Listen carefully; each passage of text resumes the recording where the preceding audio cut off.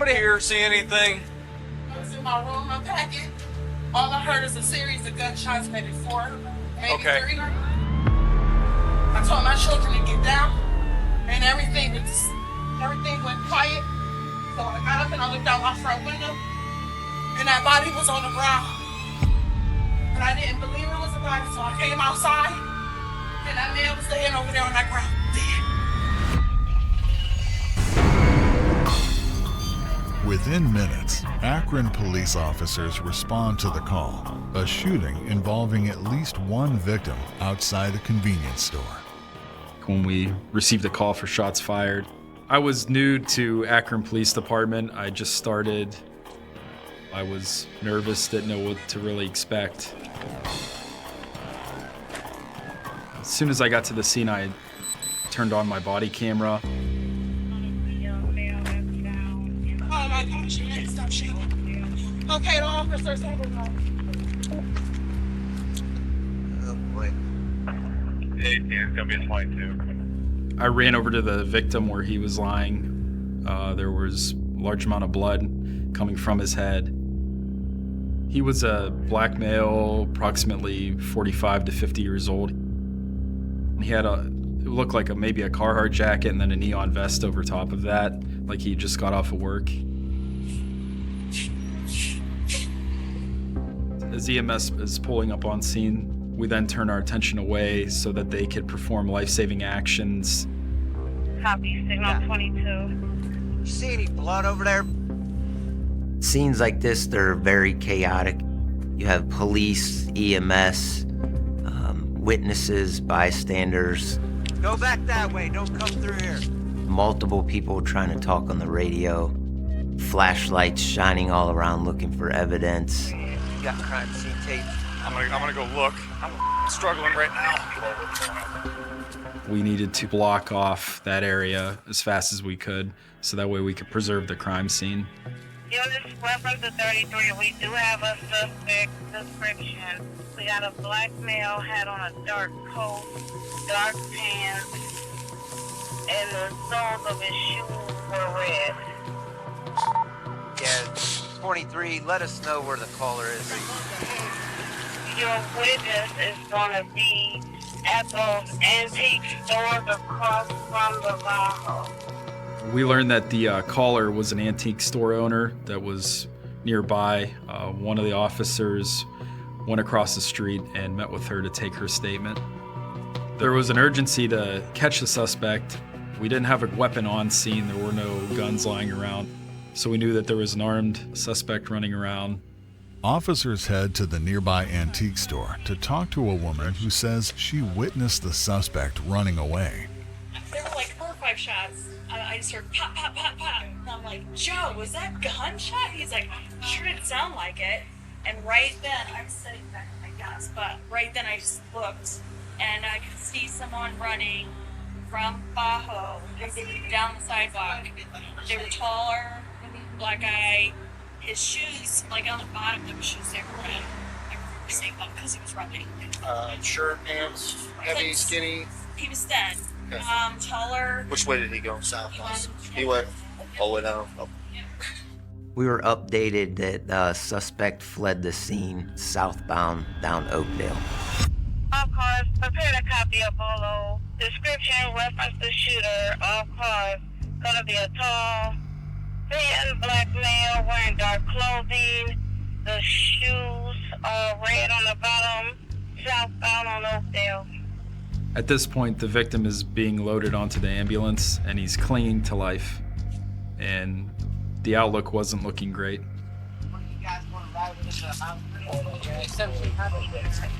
Just stay with the old client at the hospital. All right. If family shows up down there and you start having an issue, just ask for more units at the hospital. All right. Got one of the 13 is going. Got an ID on him? Yeah. I was shocked to hear that he still had a pulse. Before the ambulance left for the hospital, we were able to get the wallet from him, and the victim was identified as 57-year-old Derek Alexander.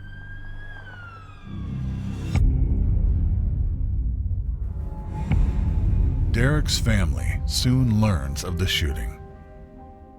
My father was a very energetic, animated, kind, caring person. You know, he never stepped into a room and you didn't know he wasn't in the room.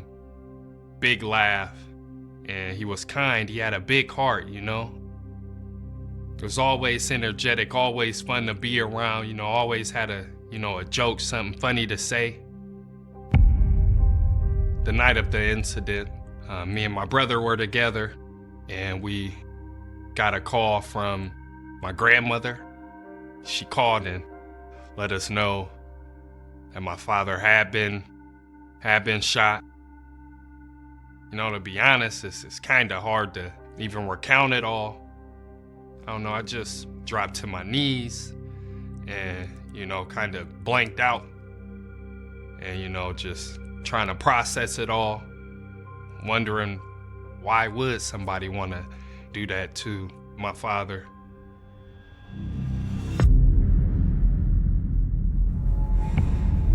The crime scene unit arrives on scene, and officers turn their attention to the search for evidence. Hey, let's start looking for casings. So try and spread out. Maybe the shots started over here, then they ran. Any shell casings yet? They were unable to find any of the bullet shell casings, and based on everything that I had saw up until that point, the gunshot wound to the head, the way the victim was lying as if he was running from someone, that indicated that the matter was very personal. Whoever the suspect was knew the victim. But at this point, it was a complete mystery to us to what had happened. He was right there where that pile of brain and blood is. As I was looking around the scene, I saw what originally I thought was blood on the road, but as I looked at it more, it was spit. It was a cold night. It wasn't frozen over yet. It still looked like it was fairly fresh. So I thought this could be potentially from someone involved in committing this crime. Officers then make a puzzling discovery while processing the scene. Thanks to the helpful tip from the caller, we were able to expand our search southbound down Oakdale, and that's where a cell phone was located in the street. Hey, Shane. Yes? There's a broken phone right here on. The phone there? Yeah, and it's on. Right here. A phone, broken phone. Check around this phone to see if you can find any shell casings. Okay. Could be his, could be suspect. Don't know at this point, so. So far, we didn't have much evidence. There was a cell phone, spit found by the body, and there were no witnesses. Officers swab the spit for DNA and collect the cell phone as evidence. Akron police detectives then arrive on scene and launch their investigation. From the time that we first arrived at the scene, we had little to no information on who the suspect could be, so it was really a whodunit at that point. Detective Doney arrived a couple minutes after me. At the scene, we did not know why our victim had been targeted. So now at this point in the investigation, we turn to looking for security cameras, and I go into the Bajo convenience store and inquire about any video footage that they may have. Hey, how you doing? You have cameras here? We wanted to see the surveillance footage because we wanted to see if in fact the victim and or the suspect or possible suspects had been in the store prior to the shooting. Our views are like we just cover our parking lot, So what it is, this is the only okay. color you can see. Do you see anybody, younger black male, red soles on the bottom of the shoes? We were working inside. You hear Just anything? listen that short. Just listen, tuck, tuck, tuck. You heard that? Yeah.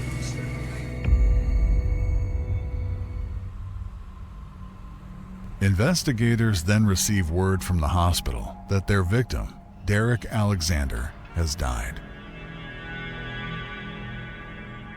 Knowing that the victim was deceased, we had a homicide to investigate. And we also knew that we had someone running around Akron that isn't afraid to just shoot somebody in the middle of the street. And who knows what he's going to do next.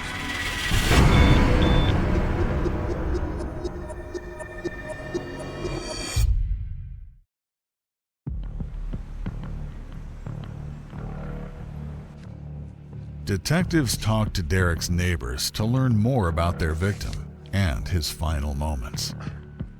When we learned the victim's identity, we learned that he lived 30 or 40 yards away.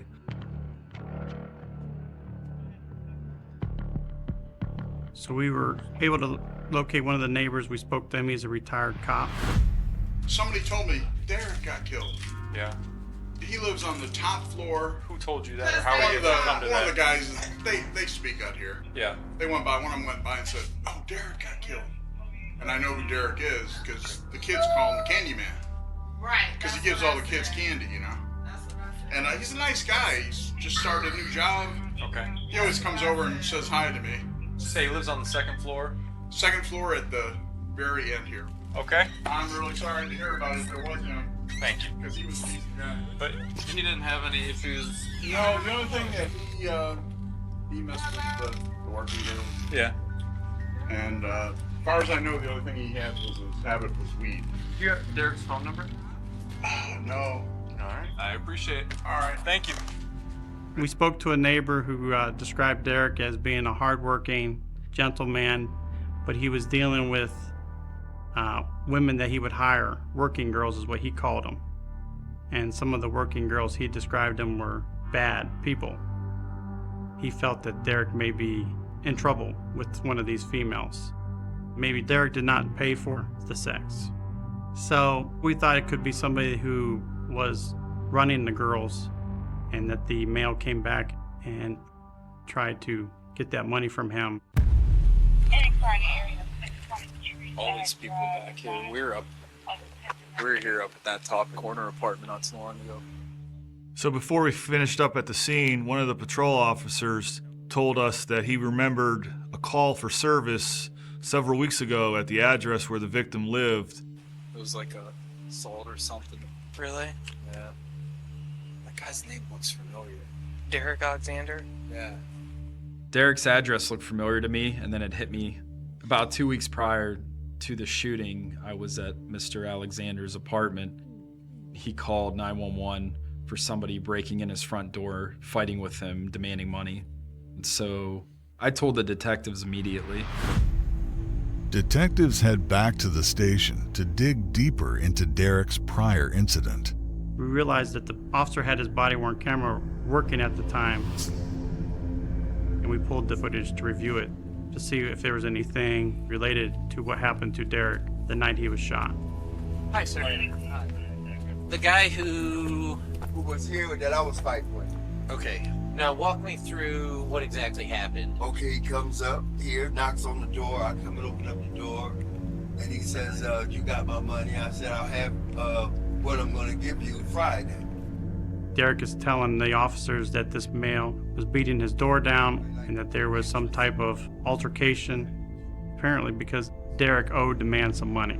You borrowed money from him? Right. And he came to ask for the money. And he said, "You're going to give me $100. I said, "No, that wasn't what I owed you. I don't owe you $100.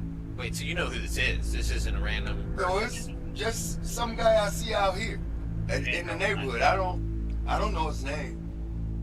It might seem strange that Derek didn't know this guy's name, but often people out on the street don't know each other's actual legal name. They go by nicknames. They just know maybe where they hang out or where they live. Or maybe Derek didn't want to name him at that point. So, what did he look like? About my height, dark-skinned guy. Yeah, he said I owe him $100. I don't owe him no $100. And you ain't gonna get no money like that. Come up in the door and push your way in and tell me you're gonna do this, do that. And then what happened? Well, during that, we tussling and fighting and tussling. Well, you shove him out the door, or what happened then? Out the door. Okay. And then he takes off and you don't see which way he went? No, I don't see which way he went. Okay. He left, like in a huff. Like he was gonna come back, I don't know. Derek was vague on a suspect description, so we didn't really get anywhere as far as who the shooter was.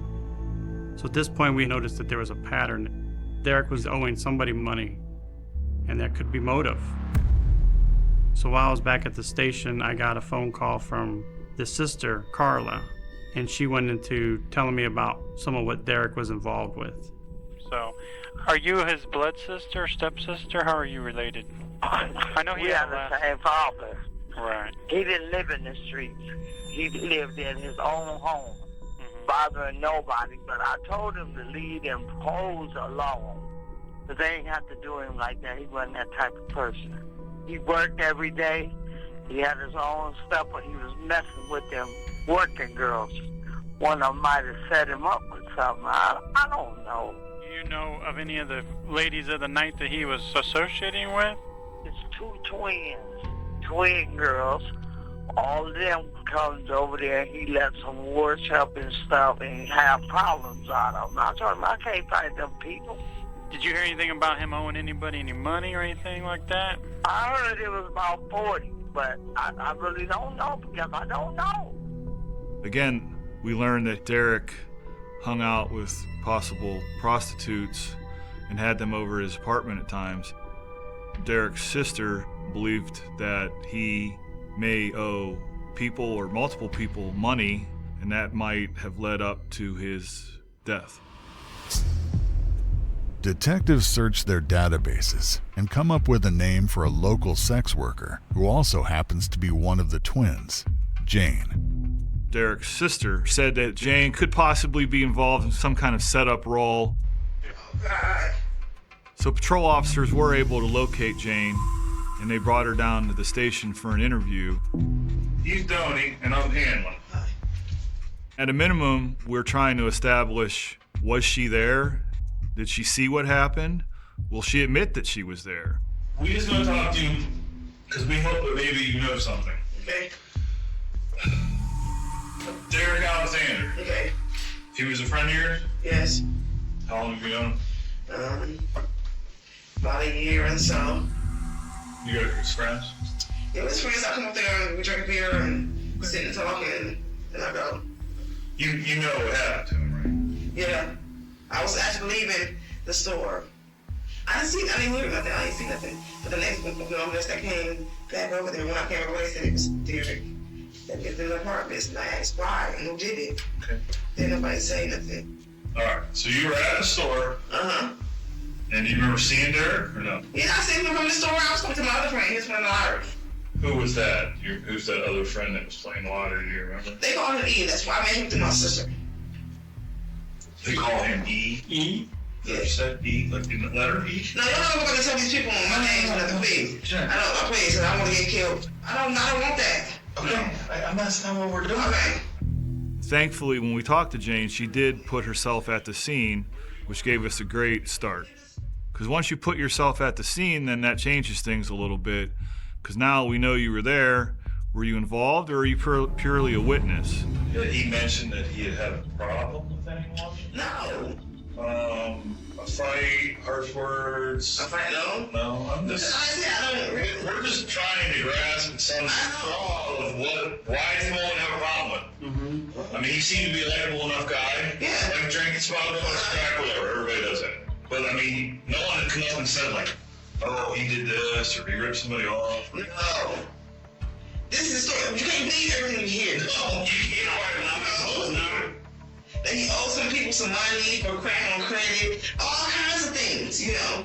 What else have you heard? That's about it. Crack on credit, Bryson Burrow. That's it. There's no talk about maybe him owing somebody money or anything. Like I said, he owed a lot of people money right here. He owed crack deals. That's why was that? Because he get crack. put the crack on credit? Yeah, he credited out the crack. Now, are there some bad dudes that hang out in the parking lot that sell crack? They be all everywhere. You were in the store and you heard shots. And then you walked out. I walked out and I didn't see anything. I went on across the street to the back to the guy. But you wouldn't be shocked if Derek owed somebody some money for No, it's not a shock. It's not a shock. No. The only thing Jane did tell us was she heard on the streets that Derek was getting drugs on credit and that he had owed money for the drugs that he was buying. So at this point in the investigation, I didn't really believe Jane could be the shooter. I just didn't really believe that she could shoot and kill someone. But Jane might have something to do with setting Derek up and leading to his death.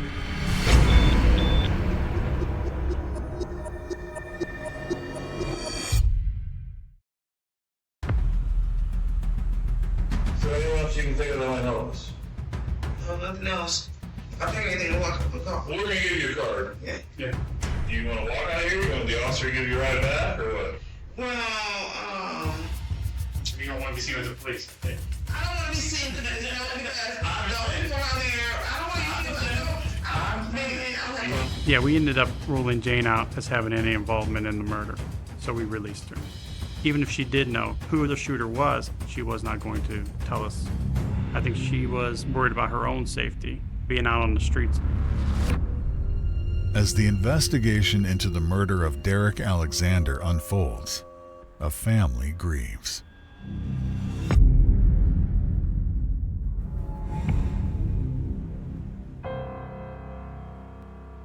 You know, like all of us and like everybody else, we all have our flaws.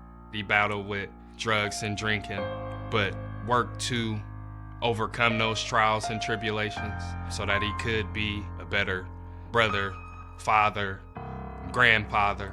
All of that, you know, played a role in who he was. And, you know, if you really knew him, you knew his battles, you knew his struggles, but you knew his, you know, all of the love that he had inside as well. You knew that he ultimately was a good person, you know. I know that he touched a lot of people.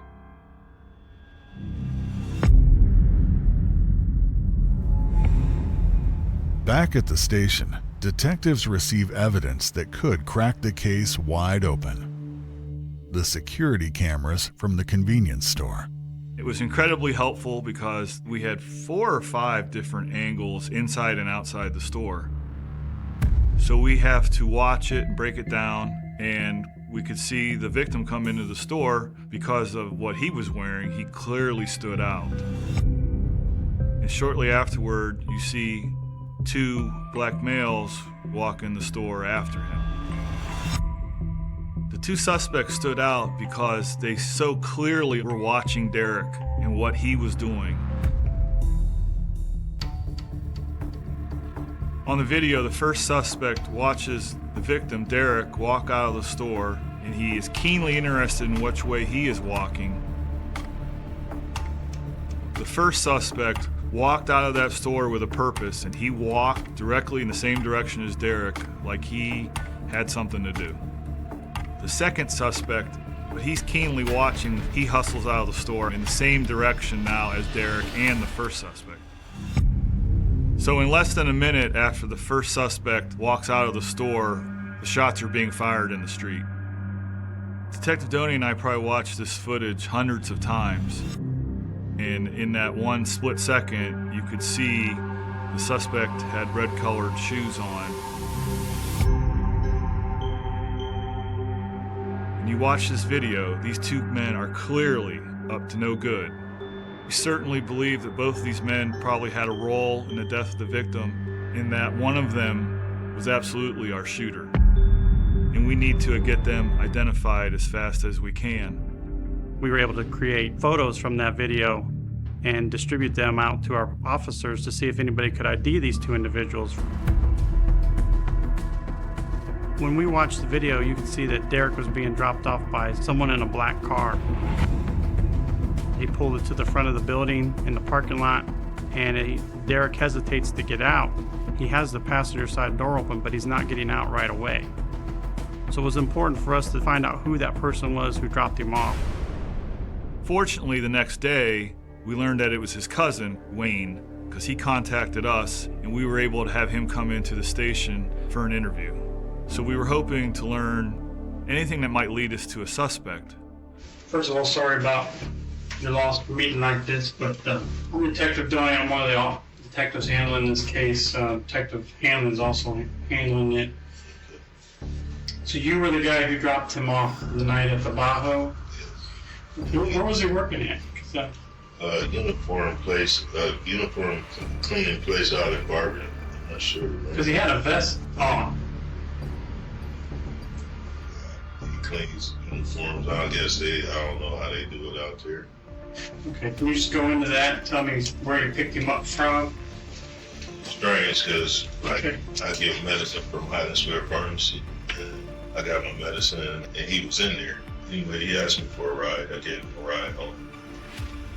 On the way home, he said this guy this morning told me he was going to shoot me. And I said, what? He said, this guy, when I left my apartment this morning to go to work at 5:30, he told me he was going to shoot me. But he said, drop me off at the Bajo. Pulled in the Bajo, and the guy was standing there. He was like, that's the guy right there that said he was going to do it. And my cousin, he asked me for some change or $1. He asked me for $1, and I just, before I could even say it, he had got out, pulled out the parking lot. And then from that point, I don't know what happened, but I guess he got shot right after that. Derek's cousin tells us that when he pulls in the parking lot, Derek says, this man's threatened to shoot me, and he's actually standing in the parking lot. And he points to a man outside the store and says, that's the guy that I've had a problem with. Hey, these two looking like the one?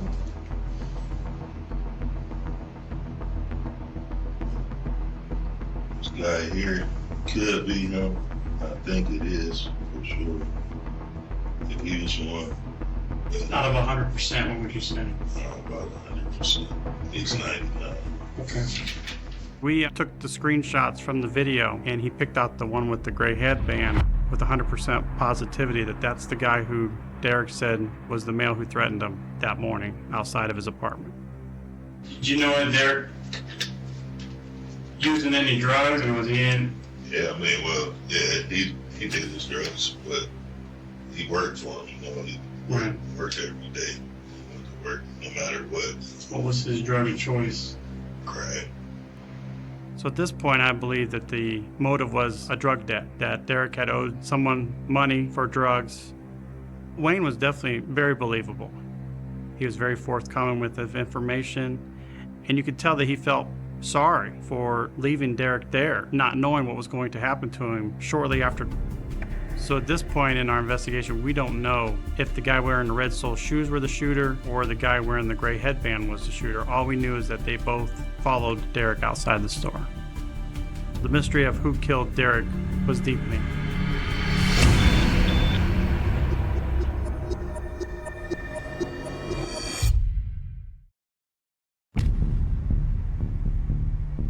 Detectives now have 2 potential suspects captured on surveillance video when they get a surprising lead on the man with the red-soled shoes from inside the detective bureau.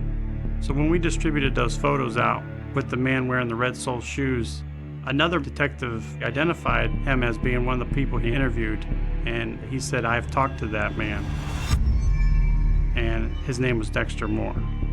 So when we looked up Dexter Moore, we found that he had a probation violation warrant out for his arrest. So we sent officers out to pick him up. All right, Dexter. So talking with Dexter, I was hoping to learn who the shooter was. We looked at the tape a bunch of times. All right, Dexter? You can be a witness or a suspect. Now, did you kill anybody? No, hell no. Did you shoot the dude? No. Okay. Yeah, I ain't gonna lie. That's the thing. Do you remember what kind of shoes you were wearing that day? I might have. I think I got some Nikes. Okay. Do you know what color the soles are? Of my shoes? Yes, sir. It's red because I had some gray shoes. At the bottom of the shoes was red. They was gray, and the back of them was black with a red Nike sign. The bottom of the shoe red. So during the interview, he told us that he did own a pair of red-soled shoes, which we found compelling given the video footage. We didn't show any of the photos or the surveillance footage because we don't want them to know what we know. We like to keep you guessing a little bit. I say now you look. When I was outside the store, I'm tell you I was ready to my feet go in. I go in because I know the girl that's working in. I know her. I know the other dude. He been knowing me since I was young. Dexter was evasive on all the answers that he wanted to give. He didn't want to tell us what role he played throughout that incident outside the Bajo and inside. He didn't want to implicate himself as far as being complicit in what had happened to Derek. As detectives press Dexter, he tells them the guy he was with wearing the gray headband goes by the street name Rolly. How well you know Rolly? How well you know? I know him from being around there. I've seen him around on Oakdale and shit before. Where's he been staying? Nah, I don't know where he's staying. You know his real name? No, I know it by road. What happened outside the Bajo? Victim come in. I go in the store. I'm asking Roller, let me buy me some shit. Get some doobie. I don't know nothing about it. Honest to God. I don't know nothing about him. I'm into the speaker or whatever. Alright. We right there and everything. I go out, do leave out. I'm just right there. I'm chilling. I hear gunshots. Like, what the dude on the ground? Where we going? After he walk off, I'm standing out here in the mall. I'm posted up, baby gunshot, bang. Oh, what the I get out the way. I don't know what's coming my way. I get out the way. I go past dude. He ain't on the ground. Did Raleigh say that he knew him? Yeah, I guess he did know me. They argued a little bit. I guess they argued. I guess he said, oh, Rose, you know what I'm saying? A couple dollars or whatever. But other than that, I left. I pulled. They get to arguing. I'm on parole. Okay. You heard them arguing, and Raleigh said somebody owed him some money. Is there anything else that you remember hearing? Have you ever seen Raleigh with a gun? No. Be weird. I don't know who did it. Hell no. Guns are Yeah, that's what it's like. I'm talking to him before. I told you I'm not talking to him before. I wasn't a part of this. I'm not about to kill nobody. So like many suspects, he tried to minimize his involvement and maximize everyone else's involvement. Ultimately, he knows what he did. He knows he was there, but he just doesn't want to say it. You can clearly see he was working in concert with Rolly because they talk to each other inside the store. He's actually standing by the door at one point. He then talks to Rolly again as the victim leaves. He then follows him outside the store, and he's got the Red Sole shoes on. Viewing the video footage sealed the fact that we at least knew that he was at the scene at the time of the murder. But detectives still need to identify Rolly. At the original scene, we had this cell phone that was dropped in the street in close proximity to where the body was. Ultimately, we collected that phone and I turned it over to our computer forensic unit. They were able to extract the data and it all pointed to Jerry Alford. So we look up the name Jerry Alford in our law enforcement database, and we were able to compare his picture from his photo to the video, and it was a match. We now have a name to the face. This is the guy who we only knew as Rolly, and we need to locate him. Detectives released Jerry Alford's name to the media as a suspect. One of the things we did was put wanted man on the local media and the news, and Jerry ultimately turns himself into the police station because he saw that he had a warrant for his arrest. In my mind, he was playing a little offense-defense. He knew what he had done, but he wanted to get ahead of it. Jerry! Rolly! Hey! Yeah. Jerry! Wake up, my man! How you doing? Detective Johnny, this is Detective Hammond. Okay, I'm gonna read you this first, so I'm gonna go over this first, and then we'll get into what we're gonna talk about, alright? Okay, you understand? You with me? Okay. Happened at the Bajo the night of the 16th. November 16th. Come on, Jerry. Jerry, we have you on video. I was there, but I ain't do nothing shit. They said I wasn't at the store. Ultimately, our goal was to always try to get a 100% confession, but you start with putting yourself there and build on it. So what time were you at the store? Let's go there. I came there when the police was outside. Who with? I was by myself, and there was a bunch of people outside. I was by myself. I wasn't with nobody. But you know this ain't gonna help you. We got multiple people telling us that Rolly did it. Rolly did it. Rolly did it. So this is your time to help yourself by telling us what happened. I don't know what happened. Rolly, you know what happened. Come on. I don't know what happened. The turtle defense is not going to work good for you, Jerry. Yeah. We got you on video. Turtle defense. We got you on video, man. I didn't do it. I didn't never say I wasn't at that store. Jerry continued to deny having any involvement in this case. He didn't want to answer all of our questions truthfully.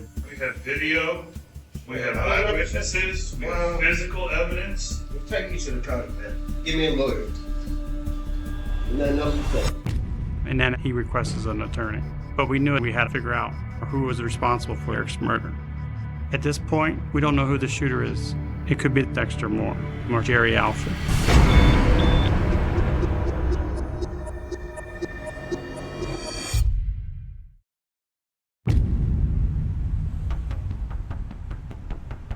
You want to talk? That's fine. Okay, that ain't nothing to talk about. I didn't do it. I was back and forth that day from that store, and I was looking for my phone because I had lost it. I don't kill nobody, bro. You lost your phone, huh? That's what you were looking for. Where'd you lose your phone at? Somewhere on Oakdale. Going to the store. We'll get you a lawyer, we'll send you to county, and it'll play itself out in court. Jerry admitted that he was there, but he never really wanted to come off his involvement. He blamed some of it on Dexter, some of it he just said he didn't know. It was what it was, you know. He put himself there and that was about it, and he didn't really want to talk. Which is fine, you have that right. We'll send you off to county and we'll see you in court. Detectives have 2 suspects in custody, but still don't know who killed Derek Alexander. It's then they receive a surprise visit from a jailhouse inmate named Tyrone, who claims to have information about the murder. Tyrone was already incarcerated on unrelated charges. He said he'd like to speak with the detective about Derek's case because he had information about it. And that's what he told me, was what he had seen outside of Derek's apartment 2 days prior to the murder. Tyrone! Hey, what's up? Did you ride the bike? Detective Doty, man, no. They had to call me from home. I'm sorry. Listen, that's the guy's supposed to got shot. I'm here to listen, man. I came in on. Okay. So, if you got something, yeah, that'd be great. Since I've been in the county jail, my brother told me yesterday, he said, man, you know the dude named Derek Alexander? I'm like, no. He's like, man, still on home. I said, I know the dude named Dexter. He said, yeah, man, he just got shot. And I'm telling him about the situation. I said, man, that was a kind of friend of mine. We wasn't really close, but I've been knowing him over 20 years. You know, the dude, man, was. So I said, man, so I'm telling him about the situation. I said, man, dude told me he's going to shoot me 4 times with the 38. He's talking to him about this. He said, man, about to shoot this dude. I really about to shoot because I didn't believe. Tyrone says he saw Rolly with a .38 revolver outside of Derek's apartment 2 days before the murder. And Rolly told him, I'm here to shoot Derek, which was significant in that the bullets that were recovered from the victim's body were .38 caliber bullets. That information was never released to the public. Like this place. So we also had Wayne identifying Jerry Alford, nicknamed Rolly, as the guy he saw outside the store that day that Derek pointed out. And we also had Tyrone, during his interview, told us that Rolly said he was going to kill Derek with a .38 revolver, the same type of handgun used in Derek's murder. We knew at that point we had our guy, and we believe it Jerry Alford. He was our shooter. Detectives then received the results of the DNA from the spit found at the crime scene, confirming that Jerry was there. The spit really struck me as very personal or angry, like, I spit on your grave. And that DNA puts us over the hump. You can't say you weren't there because you attempted to spit on this man and you've just shot multiple times as he lay dying in the street. Given everything we had, we knew that Jerry was our shooter. So we were able to piece together what happened and determine that Derek owed Jerry Alford some money, and that he had threatened Derek that if he didn't get paid, he was going to kill him. And at that time that he goes to the Bajo convenience store, they are waiting on him. And as soon as he gets out the car, they see him, Jerry Alford and Dexter Moore follow him into the store. They wait for him to leave. They follow him outside the store. Jerry confronts Derek about whatever money that was owed, and Derek was going to give it to him. Jerry shot Derek 4 times. He spit near his body, and then after that, he took off running down the street and lost his phone. Him and Dexter both ran from the scene at that point, and unfortunately, Derek died from that. He died from his injuries after he was shot over a small amount of money. After a 3-day jury trial, Jerry Alford is found guilty of murder and sentenced to life in prison with the possibility of parole after 21 years. Co-defendant Dexter Moore is found guilty and sentenced to 6 years in prison for complicity to commit felonious assault and obstructing justice. Jerry Alford and Dexter Moore are exactly where they belong for what they did.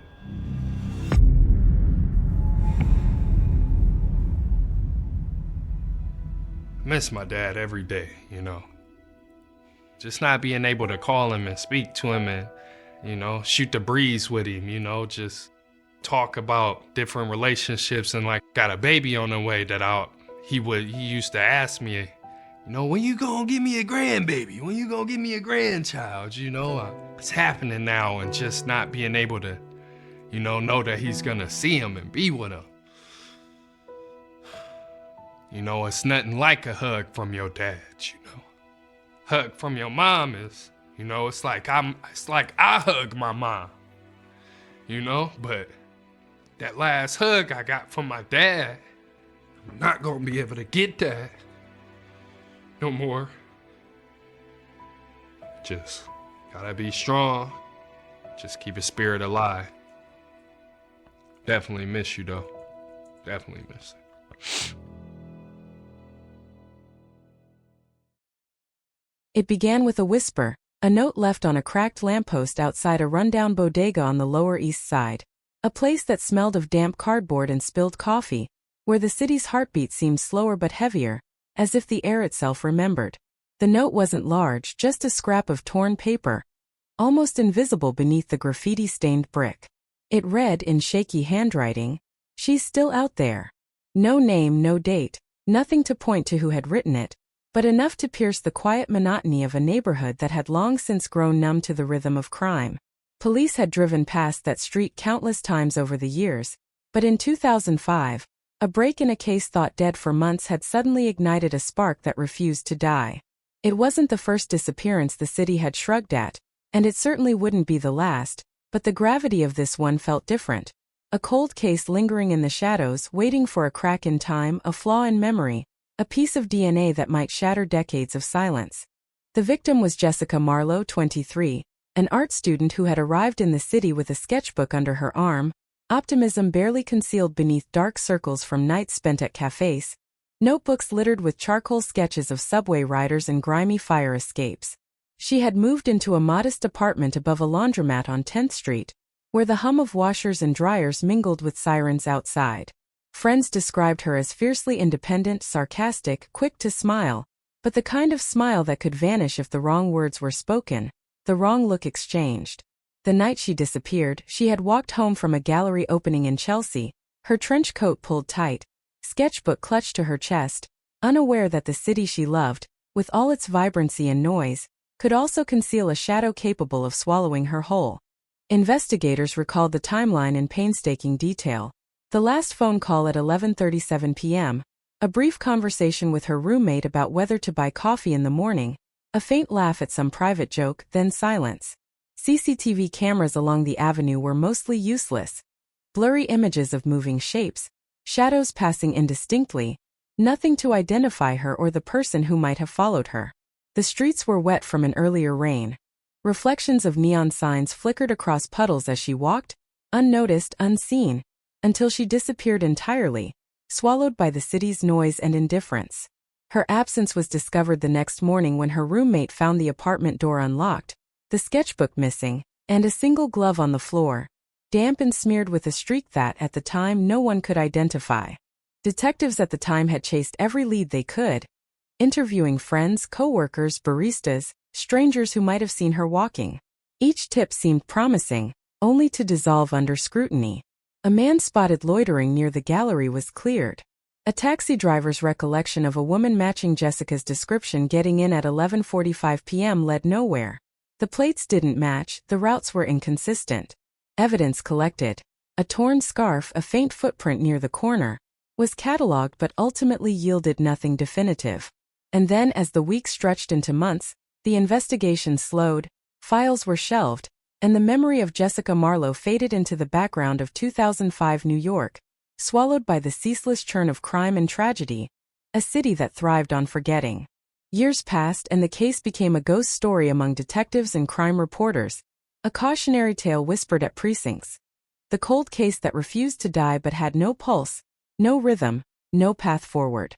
Until one morning in 2015, when forensic technology advanced far enough to offer hope, a tiny speck of biological material found beneath a fingernail.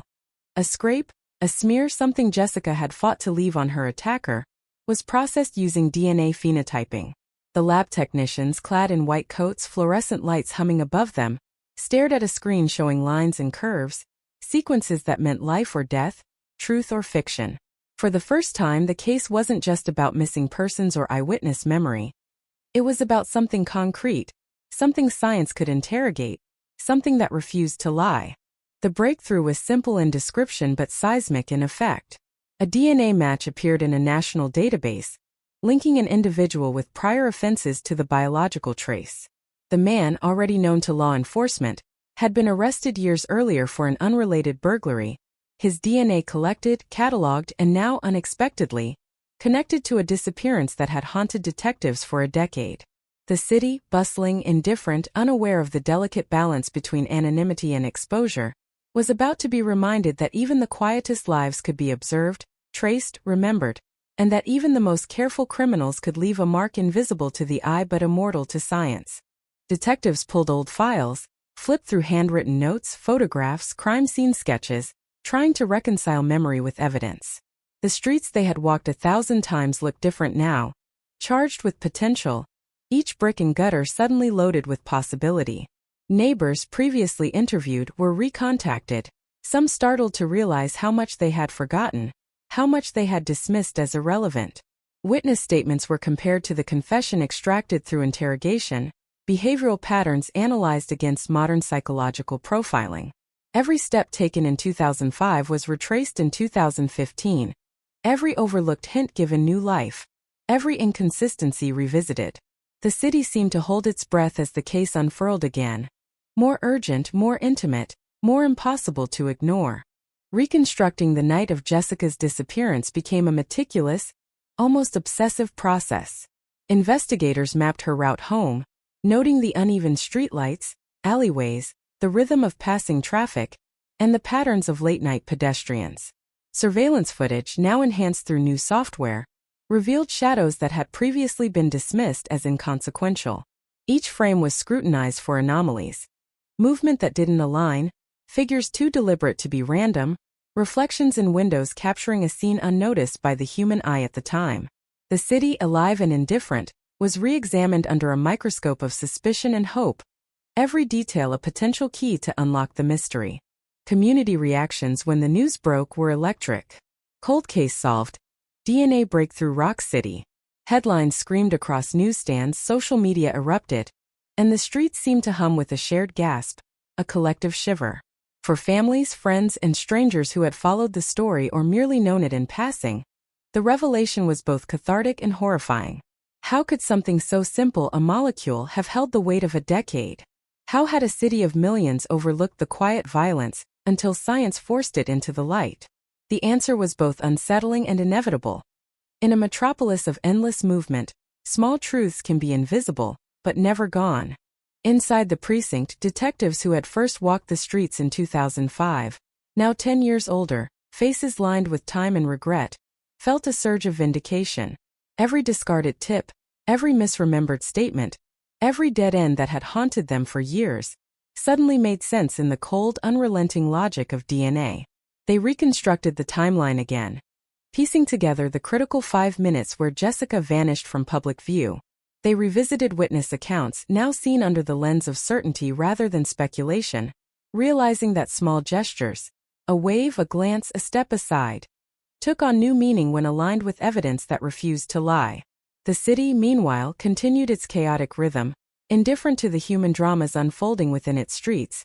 But for those tracking the case, each tick of the clock was a step closer to justice deferred but finally claimed.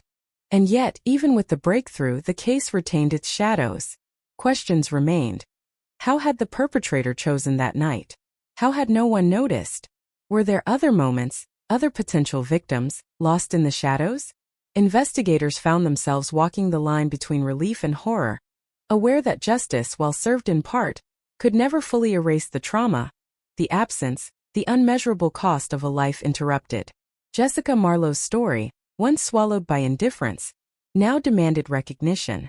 It demanded that the city confront its failures and its capacity for both oversight and redemption.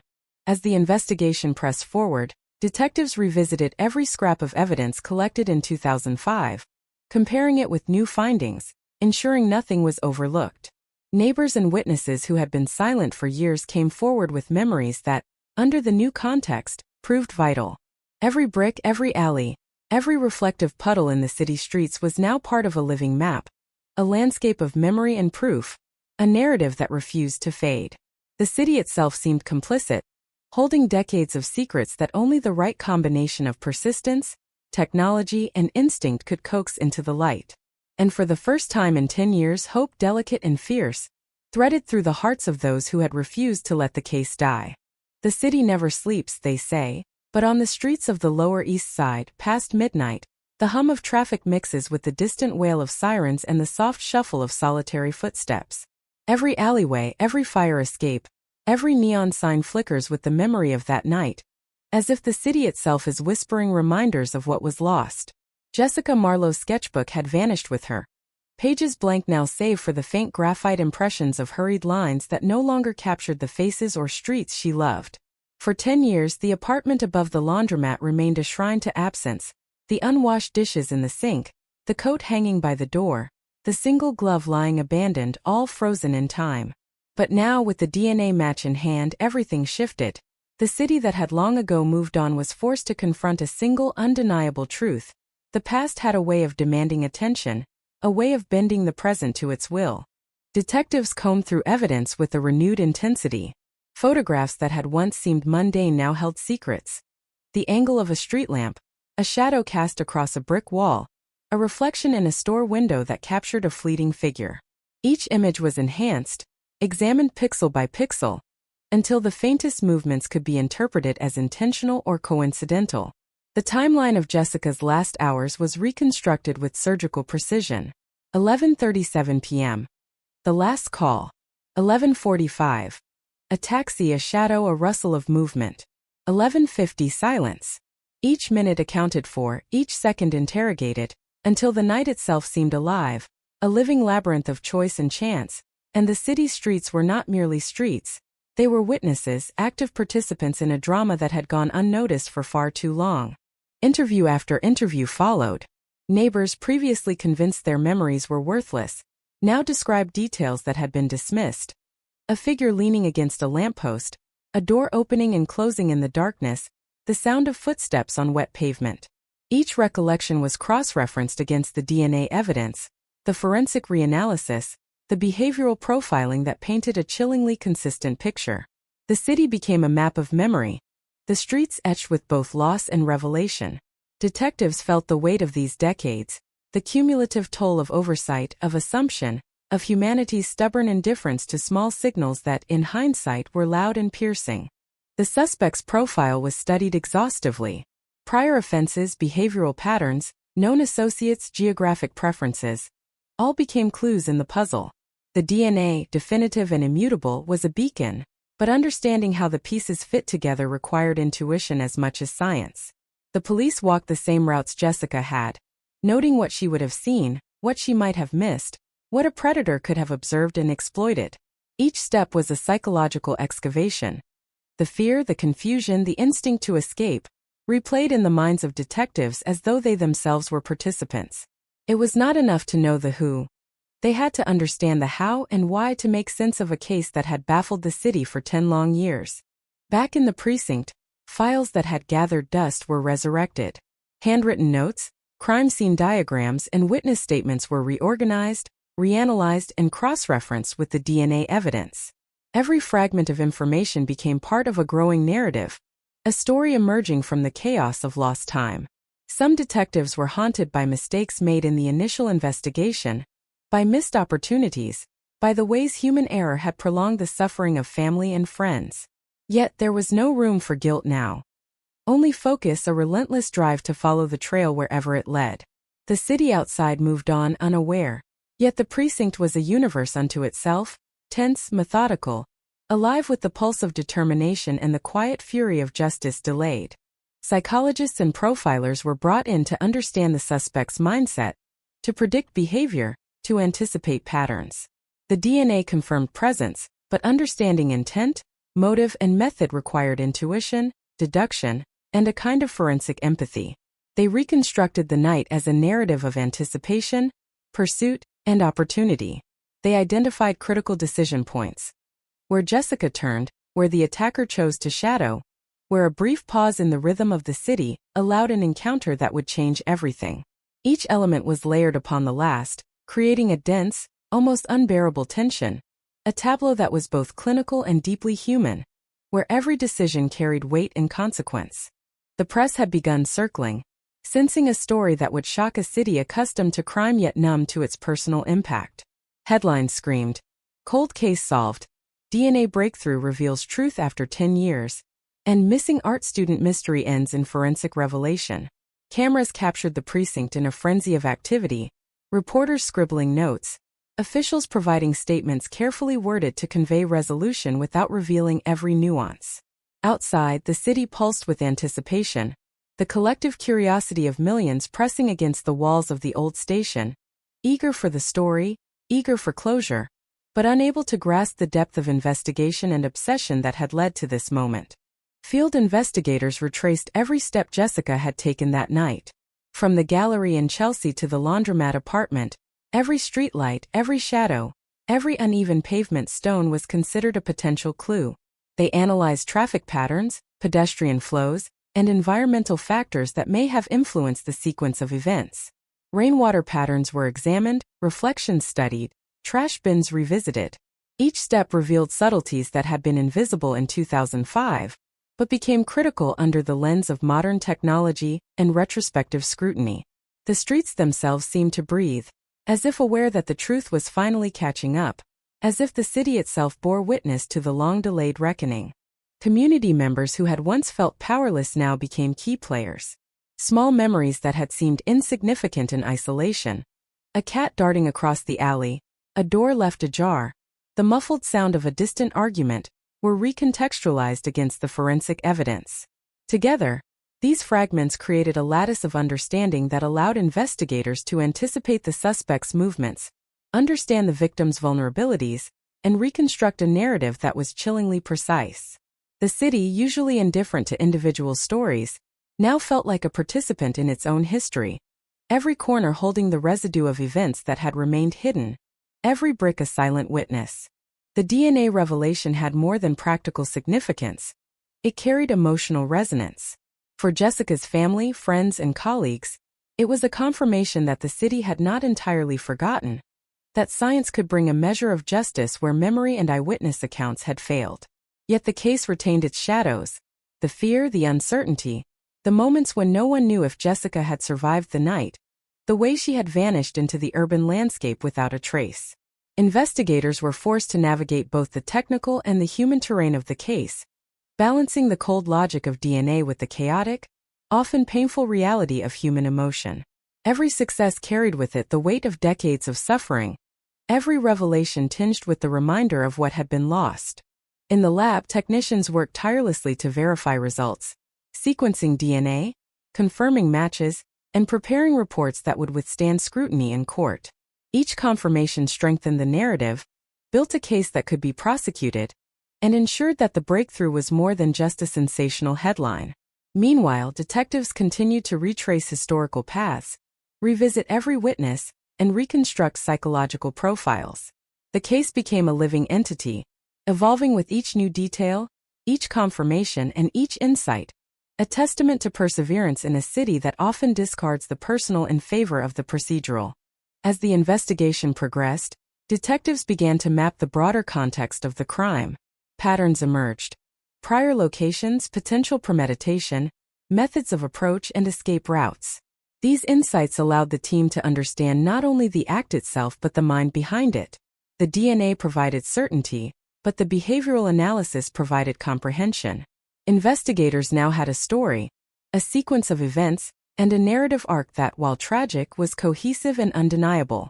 The city outside continued its ceaseless hum, unaware that the invisible threads of justice were being stitched into its urban fabric. And yet, for all the breakthroughs and technological marvels, the case maintained its emotional core. Jessica Marlowe, a young woman whose life was stolen in an instant, whose absence lingered for a decade, whose memory persisted in the shadows of her neighborhood. The investigation became as much about her as about science, about memory, about the slow, deliberate march toward closure. Every footprint examined, every shadow reanalyzed, every witness testimony reconsidered, was a tribute to a life once present, now absent, and the relentless pursuit of truth that the city owed her. The night breathed differently now. New York, always a city of noise and neon, seemed to pulse with a memory, as though it remembered Jessica Marlowe walking those rain-slicked streets, unaware of the danger closing in. Detectives retraced her steps with surgical focus, noting every detail that had gone unnoticed in 2005. Each flickering streetlight, each shuttered storefront, each corner that cast long, sinister shadows became a clue, a witness to the events that had long been obscured by time. The DNA breakthrough had ignited a spark, but understanding the choreography of that night required walking the streets she had known, seeing the city through her eyes, tracing her path minute by minute, heartbeat by heartbeat. The apartment above the laundromat remained frozen in memory. The coat still hung near the door, the coffee cup faintly stained, the sketchbook gone. Friends and family spoke again, their voices trembling with the weight of old grief, recounting the moments before she disappeared. The text messages, the casual laughter, the mundane decisions that had preceded an extraordinary act of violence. Every recollection was cross-checked against new forensic analyses, the DNA match, and witness testimony that had emerged from the shadows of forgetfulness. For the first time, these memories converged into something coherent. A timeline, a story, a narrative with edges sharp enough to cut through a decade of ambiguity. In the precinct, detectives pored over old files and new reports alike. They re-examined the torn scarf, the footprint by the corner, the small smear beneath her fingernail that had finally yielded its secret. Each piece of evidence was catalogued anew, photographed with higher-resolution cameras, analyzed with modern software. The tiny footprint became a map of movement, a trace of weight, stride, and hesitation. The fibers from her clothing told a story of struggle, of contact, of proximity to a perpetrator who had believed himself invisible. And the DNA, the key that had opened this new chapter, was proof, incontrovertible and unyielding, that the person who had haunted this case for years could finally be traced, held accountable, confronted with irrefutable truth. Witnesses who had been silent for years now came forward. A man who had seen a figure lurking near the gallery that evening, a taxi driver who faintly remembered a passenger hurrying through the rain, a neighbor who had noted a door opening too briefly, too deliberately. All details that had seemed trivial suddenly coalesced into a pattern. These fragments of memory, once dismissed or forgotten, formed a lattice through which the events of that night could be reconstructed with alarming clarity. Every recollection brought both clarity and horror. The city was full of witnesses who had looked and not seen, who had heard and not understood, who had lived alongside a crime without realizing it. And now, at last, those fragments were being woven into a narrative that demanded acknowledgement, demanded reckoning. Field investigators walked the route from the Chelsea Gallery to the Lower East Side apartment countless times. They noted traffic lights, blind corners, the hum of refrigerators and open windows, the distant wail of sirens, all elements that had shaped her final steps. Each street corner, each flickering neon sign, each puddle reflecting the overhead lights was analyzed for potential interactions, interruptions, or opportunities seized by a predator. The city itself seemed complicit, as if every shadow, every reflection, had played a role in her disappearance. Investigators imagined the fear, the confusion, the instinctual flight that must have coursed through Jessica's veins as she moved through spaces that were, to the casual observer, ordinary, but to a detective reconstructing a crime fraught with peril. In the lab, the DNA evidence was scrutinized endlessly. Every match, every sequence, every fragment of material collected decades prior was cross-referenced against national databases, prior offenses, and behavioral patterns. The suspect, previously only a shadow in the records, emerged as a fully formed subject of investigation. Movements, tendencies, and criminal history coalescing into a chilling profile. Each new verification, each new correlation, brought the team closer to understanding not only what had happened, but why it had happened, and how it had been possible for Jessica to vanish so completely in a city teeming with life. The quiet hum of computers, the sterile smell of the lab, the fluorescent glare of overhead lights, all combined into a space of intense focus, where decades of ambiguity dissolved into cold, undeniable clarity. The city outside carried on, indifferent, unaware of the meticulous excavation of a single night in 2005. But inside the precinct, inside the laboratories, inside the minds of detectives and analysts, every second of that night was replayed, analyzed, understood. Patterns emerged. Moments of hesitation, paths chosen and avoided, reactions anticipated and exploited. Every tiny detail that had once seemed insignificant, a muffled cough, a car door slammed too softly, a shadow moving just slightly off angle, was now a critical element of the puzzle. The city itself became a character, a silent witness, a repository of secrets, holding the truth in plain sight for years, now finally coaxed into revelation. Community reaction was immediate and visceral when news of the breakthrough spread. Headlines screamed across digital screens and newspapers. DNA breakthrough solves decade-old disappearance, and justice after 10 years. Cold case resolved. Social media exploded. Threads of speculation and memory intertwining with facts. Old friends of Jessica shared sketches she had once drawn, anecdotes of her laughter and kindness, images of her life that had existed before the darkness. For some, the revelation brought relief, a sense that justice, though delayed, had finally arrived. For others, it reopened wounds, highlighted the fragility of safety, and reminded the city that beneath its surface of routine and chaos lay unresolved violence, often overlooked until science demanded acknowledgement. Detectives reconstructed every interaction, every movement, cross-referencing witness testimony with forensic results. They recreated the night as a sequence of choices and events, a delicate choreography of fear, opportunity, and intent. The suspect's actions were examined in minute detail. How he might have observed her, when he struck, the psychological mechanisms that allowed him to operate unnoticed. The city streets, once mundane, became a stage where every action carried weight, where every decision could change an outcome, where a moment's hesitation could mean life or death. And in the minds of investigators, the city was alive with echoes, each corner a recorder of past deeds, each shadow a reminder of what had been missed. The emotional toll on the team was profound. Years of uncertainty, of unanswered questions, of cases left open, culminated in this moment of clarity. There was relief, but also a deep, lingering sorrow. Jessica's life had been stolen, and no amount of evidence could restore what had been lost. The DNA gave the investigators power, but it could not erase the decade-long absence, the grief endured by those who had waited, hoped, and remembered. Each confirmed detail, each step toward understanding, was a mixture of triumph and tragedy, a reminder that justice delayed is not justice denied, but it is also never complete.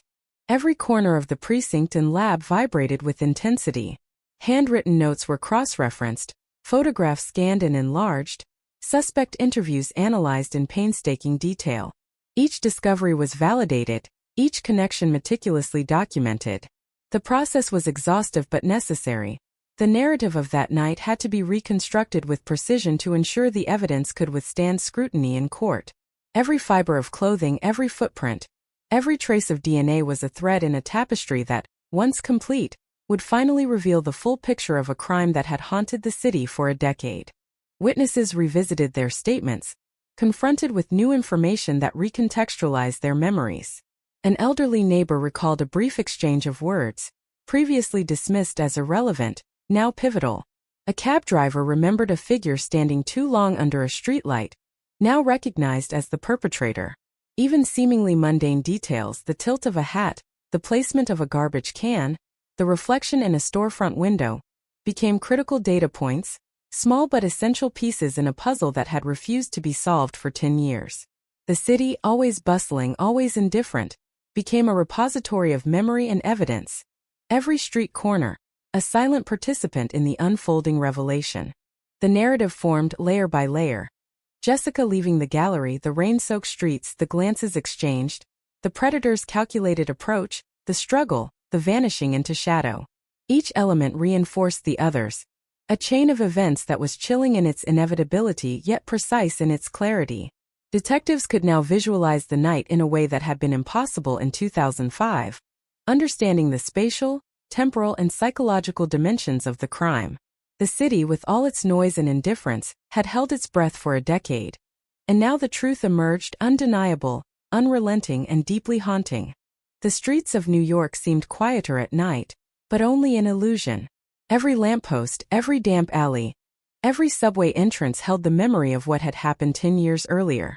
Detectives walked the same paths Jessica Marlowe had walked, retracing her route from the Chelsea Gallery back to her apartment, feeling the slick pavement beneath their shoes, hearing the echo of their own footsteps, and imagining hers lighter, faster, unknowingly heading toward danger. The rain-slick streets mirrored neon signs and blurred the edges of reality, as if the city itself wanted to erase the memory of that night, but forensic evidence refused to comply. Every puddle reflected the past, every shadow became suspect, every corner a witness that had waited silently for justice to catch up. Inside the precinct, old case files spread across tables, each paper yellowed and crumpled with age, photographs lined the walls, and detectives reviewed every detail as if seeing them for the first time. The torn scarf, the faint footprints, the smear of biological material beneath Jessica's fingernail, all told a story that had remained hidden for a decade. The DNA match provided certainty, but understanding the sequence of events required meticulous attention to every gesture, every glance, every step. A single detail overlooked in 2005 suddenly became pivotal, and investigators realized how much they had underestimated the precision and cunning of the perpetrator. Community witnesses, too, were called back into the orbit of the investigation. A passerby who had walked past Jessica's route remembered now, under questioning, a man leaning too long against a wall, his gaze fixed, hands shoved deep into his coat pockets. Another described a taxi that lingered at the curb for an unusual stretch of time. At the time, these memories had been dismissed as irrelevant, coincidences in a bustling city, but now they were integral to reconstructing the night. Patterns emerged, revealing a predator who had studied the streets as carefully as the detectives were now studying him. A person who had exploited every shadow, every pause, every distraction, to execute a plan that had left the city unaware and the victim gone. Forensic teams worked around the clock. Every scrap of evidence collected in 2005 was re-examined using modern technology. Fiber analysis, high-resolution imaging, DNA phenotyping, digital enhancement of security footage that had once been indecipherable. The lab hummed with machines and monitors, the constant clicking of keyboards and the whirring of scanners punctuating the silence with an intensity that matched the stakes. Each discovery reinforced the narrative, confirming what had been suspected, revealing what had been hidden, and illuminating the subtle choreography of fear and violence that had unfolded. The DNA was the key, but the interpretation of context, timing, and behavior brought the story to life, transforming a cold case into a living, breathing reconstruction of events. The precinct itself became a microcosm of obsession. Detectives retraced movements, compared every witness statement, re-interviewed neighbors, cross-checked every detail against technological advances, and visualized the night over and over until it became internalized. They imagined Jessica's perspective, the anxious glance over her shoulder, the quickened steps, the awareness of empty streets and isolated corners. They imagined the predator's calculations, timing, positioning, anticipation, manipulation. The city streets, with their constant hum of activity, became both stage and character. The indifferent observer that had once allowed the crime to unfold, now under intense scrutiny. Psychological profilers entered the narrative, mapping the suspect's behavioral patterns against historical actions and environmental conditions. The combination of DNA certainty and behavioral analysis produced a chilling but coherent portrait of the perpetrator. They had studied the city, exploited its rhythms, understood its blind spots. Every decision, every movement was calculated, precise, and predatory. The investigators could now anticipate, reconstruct, and ultimately confront this sequence with scientific and psychological certainty, a combination that had been impossible a decade earlier. Outside, the city remained vibrant and chaotic, But there was a palpable tension as news of the breakthrough spread. Headlines flashed across screens in newspapers. Cold case solved, DNA breakthrough shocks New York, and art student's disappearance ends in forensic revelation. Social media erupted with memory and speculation. Friends posting images of Jessica, recalling her laughter, her sketches, her energy. Strangers debated how such a crime could go unnoticed, how evidence could remain hidden, how science could suddenly illuminate what the city had ignored. The public, curious, horrified, and fascinated, became an audience to the meticulous and relentless work of those who refused to let history remain buried. Field investigators focused on environmental reconstruction.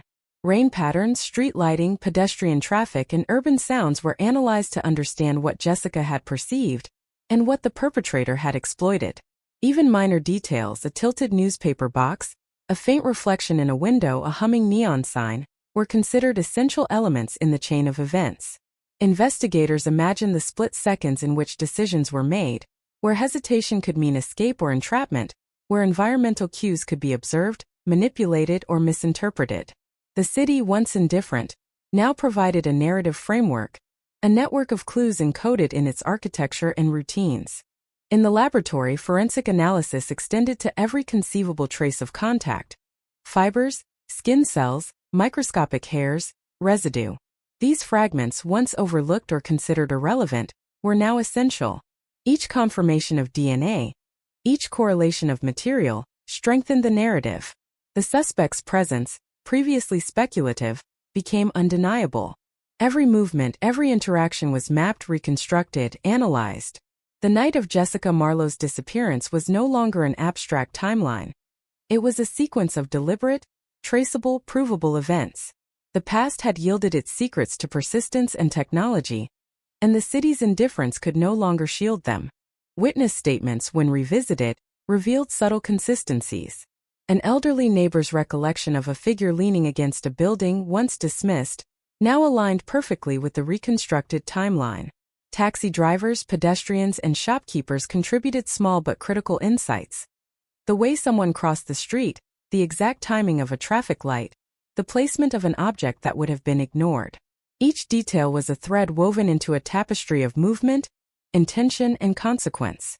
The city itself became a silent collaborator in the reconstruction, every intersection, alley, and doorway a record of the unfolding crime. The human element was ever present. For Jessica's family and friends, the DNA breakthrough brought both relief and anguish. 10 years of unanswered questions, sleepless nights, imagined scenarios, and faint hope now collided with irrefutable proof of the events that had stolen her from them. Memories once dormant resurfaced, conversations recalled with painful precision. The small details that had been dismissed as inconsequential now revealed as evidence of the truth. The case was no longer an abstract puzzle. It was a story of a life interrupted, a city's failure to notice, and science's ability to illuminate what the human eye had missed. Investigators and forensic teams continued to push forward, retracing each step of the night with a mix of technical precision and empathetic reconstruction. They walked the streets, analyzed the environment, confirmed the suspect's behavioral patterns, and cross-referenced every shred of memory, observation, and material evidence. Each discovery reinforced the narrative, confirming the timeline, the locations, the interactions, and the subtle but telling signs of struggle. The story of Jessica Marlowe's last night was no longer lost to history.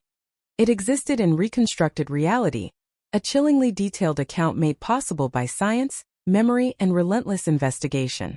The city itself seemed to participate in the revelation. Streetlights flickered in rhythm with the unfolding investigation, reflecting off puddles that had once concealed footprints. Shadows played across walls, hinting at the presence of those who had observed without seeing, heard without recognizing, lived alongside a crime that had gone unnoticed. Every corner held echoes of past events, subtle reminders of absence, of loss, of fear. The city had been silent witness for 10 years, and now finally its secrets were revealed, step by step, trace by trace, with unrelenting clarity. And through it all, the human story remained central. Jessica Marlowe's presence, her absence, and the impact on those who loved her formed the emotional core of the case. Every discovery, every reconstruction, Every forensic breakthrough was not only an analytical triumph, but a tribute to her memory.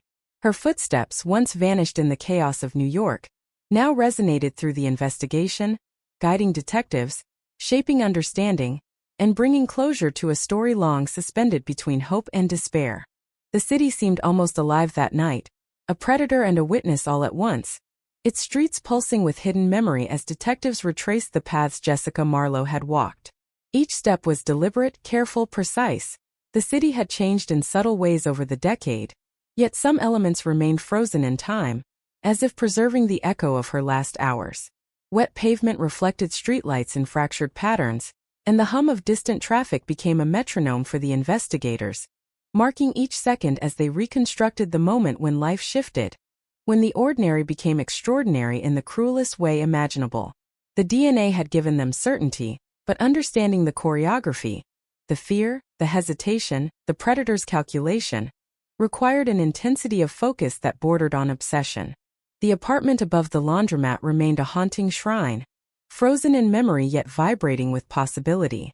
Investigators examined the coat still hanging by the door, the faint stains of old coffee, the absence of the sketchbook, and the single glove lying abandoned, a silent witness to a struggle that had left the air itself heavy with tension. Friends and family recounted her last day in agonizing detail. A laugh shared at a cafe, a smile exchanged with a stranger, the casual gestures that seemed so mundane, now magnified in significance. Each memory became a puzzle piece, tiny fragments that when combined with forensic evidence, security footage, and environmental reconstruction, formed a coherent narrative of events that had long been shrouded in mystery. Detectives pored over the enhanced images from 2005, previously grainy and indecipherable. Neon signs blurred in the night became clues. Reflections in windows revealed subtle movements. The tilt of a figure in the shadows hinted at intent. The city streets, once ignored and unremarkable, now offered testimony. Every corner, every doorway, every alleyway was examined as if it had the power to speak, to reveal secrets long suppressed by indifference and noise. For the first time in a decade, Jessica's final night could be traced step by step, her trajectory reconstructed with chilling precision. Field investigators mapped every movement. From the gallery in Chelsea to the Lower East Side apartment, they considered traffic patterns, pedestrian flow, and environmental conditions. Rainwater puddles, uneven pavement, and flickering lights were no longer mere background. They became part of a calculated sequence of opportunity and fear. Every object in her path, every subtle environmental cue, was analyzed to understand how the predator might have exploited the city itself to conceal his presence, to manipulate perception, and to execute a plan that had remained hidden for 10 years. The streets became a living map, a choreography of human behavior, chance, and predation, unfolding under the scrutinizing gaze of modern forensic science. The suspect's profile emerged with horrifying clarity. Previously only a shadow in records, now he was a tangible presence, constructed from DNA evidence, behavioral patterns, prior offenses, and meticulous observation. Investigators studied his routines, his known locations, and the geographic logic of his movements. They envisioned how he had chosen that night, calculated his approach, and manipulated the urban environment to his advantage. Every hesitation, every deviation, every unnoticed glance became a data point, a reflection of intent. The city had concealed him, but persistence and science could illuminate even the darkest corners. Witnesses who had been silent for years now provided critical input. A taxi driver recalled the precise timing of a pickup. A pedestrian remembered a man loitering in a doorway, hands shoved deep into pockets, observing the world with calculated patience. At the time, these recollections had seemed trivial, unremarkable, easily dismissed. But when reconstructed with modern forensics and the narrative formed by DNA evidence, they became indispensable. The night's timeline solidified. The gallery, the streets, the shadows, the pursuit, the moments of contact, the absence. Each observation added dimension, turning fragments of memory into a vivid, almost tangible reality of fear and intention. The emotional weight of the case bore down on the investigative team. They had spent years walking streets, following tips, reviewing evidence that led nowhere. And now, the DNA breakthrough and the reconstruction of events allowed them to visualize the crime in its full scope. Relief mingled with sorrow. Satisfaction collided with a lingering sense of grief for what had been lost. For Jessica's family, friends, and colleagues, the decade-long absence was suddenly transformed into clarity, a mixture of closure and the stark realization of the violence that had interrupted a life. Memories once dormant resurfaced. Conversations, laughter, gestures, mundane details now amplified by hindsight. Inside the lab, forensic teams worked tirelessly, examining fibers, smears, hair, residue, and other traces once considered inconsequential. Each piece was scrutinized, correlated, and validated. The DNA confirmed the suspect's presence, but the behavioral analysis provided context. The decisions made, the manipulation of space, the exploitation of environmental cues, and the patterns that allowed the crime to occur without detection. The case became a meticulous dance between certainty and interpretation, science and intuition, evidence and human experience. Every reconstructed moment of the night revealed layers of predation and planning. Investigators imagined Jessica's awareness, her nervous glances, her instinctual reactions, her attempts to navigate safely through a city that had become treacherous. They imagined the suspect's perception, the calculated positioning, the patience, the manipulation of shadows and distance. The interplay between victim and predator was reconstructed with terrifying fidelity, revealing a sequence of choices and chances that had determined the outcome. Each movement, each pause, each environmental factor was mapped, analyzed, and understood as part of a single coherent narrative. Community response was immediate. Headlines screamed, "Decade-old disappearance solved, DNA confirmed suspect," and "Justice after 10 years, cold case breakthrough." Social media erupted with memory, speculation, and emotion. Friends posted photographs, anecdotes, sketches. Strangers debated the failure of the city to notice, the indifference of bystanders, the brilliance of forensic science. Public interest was intense, yet the real story, pain, obsession, meticulous reconstruction, remained largely invisible.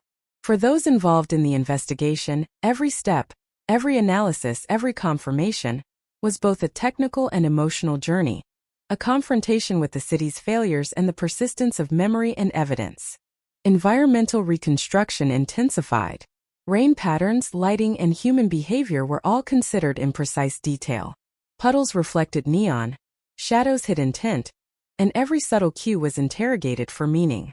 Investigators imagined the critical moments when a glance, a misstep, or a hesitation could have changed the outcome. Each detail added texture to the narrative, confirming paths, clarifying interactions, and revealing previously invisible connections. The streets were alive with history, every corner bearing witness to a crime long obscured, now rendered visible by meticulous analysis.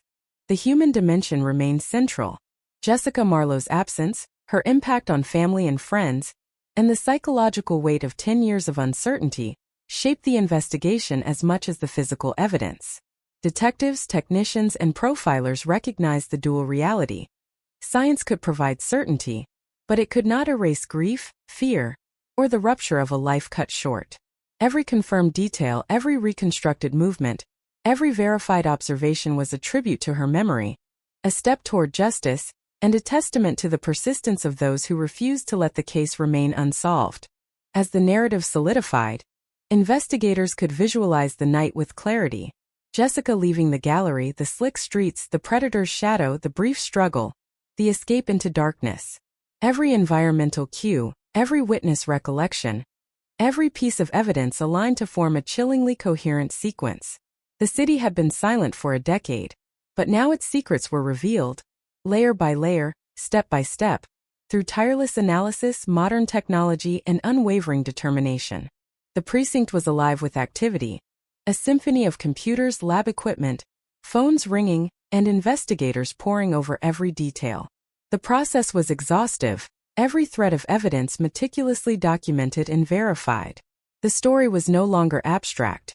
It existed as a concrete reconstruction of events, a narrative anchored in both human memory and scientific certainty.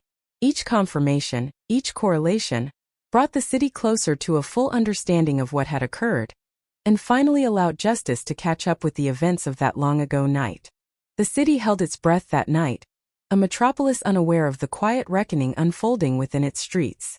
Rain-slicked pavement reflected fractured light from distant neon signs, and the faint hum of late-night traffic seemed to echo the pulse of a city long haunted. Detectives retraced Jessica Marlowe's steps once again, this time armed with the certainty of DNA, modern surveillance analysis, and behavioral insight that had been impossible a decade earlier. Every alleyway, every shadowed doorway, every puddle-streaked corner became part of a complex map, revealing a path of fear, intent, and manipulation. The city, once indifferent, had become a living witness, its streets etched with secrets that were now coming to light. Investigators moved methodically, retracing her route from the Chelsea Gallery through the winding streets to her Lower East Side apartment.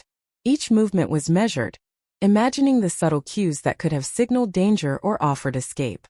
Streetlights flickered intermittently, casting uneven shadows that distorted perception, creating a choreography of light and darkness that had been exploited by the perpetrator. Even the simplest details, the tilt of a newspaper box, the position of a trash can, the reflection in a shop window, were re-examined as evidence, revealing the predator's careful planning and the city's inadvertent complicity in concealing a crime. Inside the precinct, old files that had gathered dust were resurrected and reanalyzed with modern precision. Every photograph, note, and diagram was scrutinized under new lenses. Photographic enhancement revealed shapes and movements previously overlooked. Fiber analysis traced microscopic contact. Footprints were digitized and modeled to estimate stride and weight, and the biological evidence under Jessica's fingernail finally told the story of her struggle. Each piece of data, once isolated and meaningless, coalesced into a sequence of events, a narrative that traced fear, calculation, and the vulnerability of a city that had failed to see. Witness statements were revisited, their significance magnified by new context. An elderly neighbor's recollection of a shadow lingering too long near the gallery now aligned perfectly with surveillance footage. A cab driver's vague memory of a passenger's hurried exit became a critical timestamp when cross-referenced with traffic data.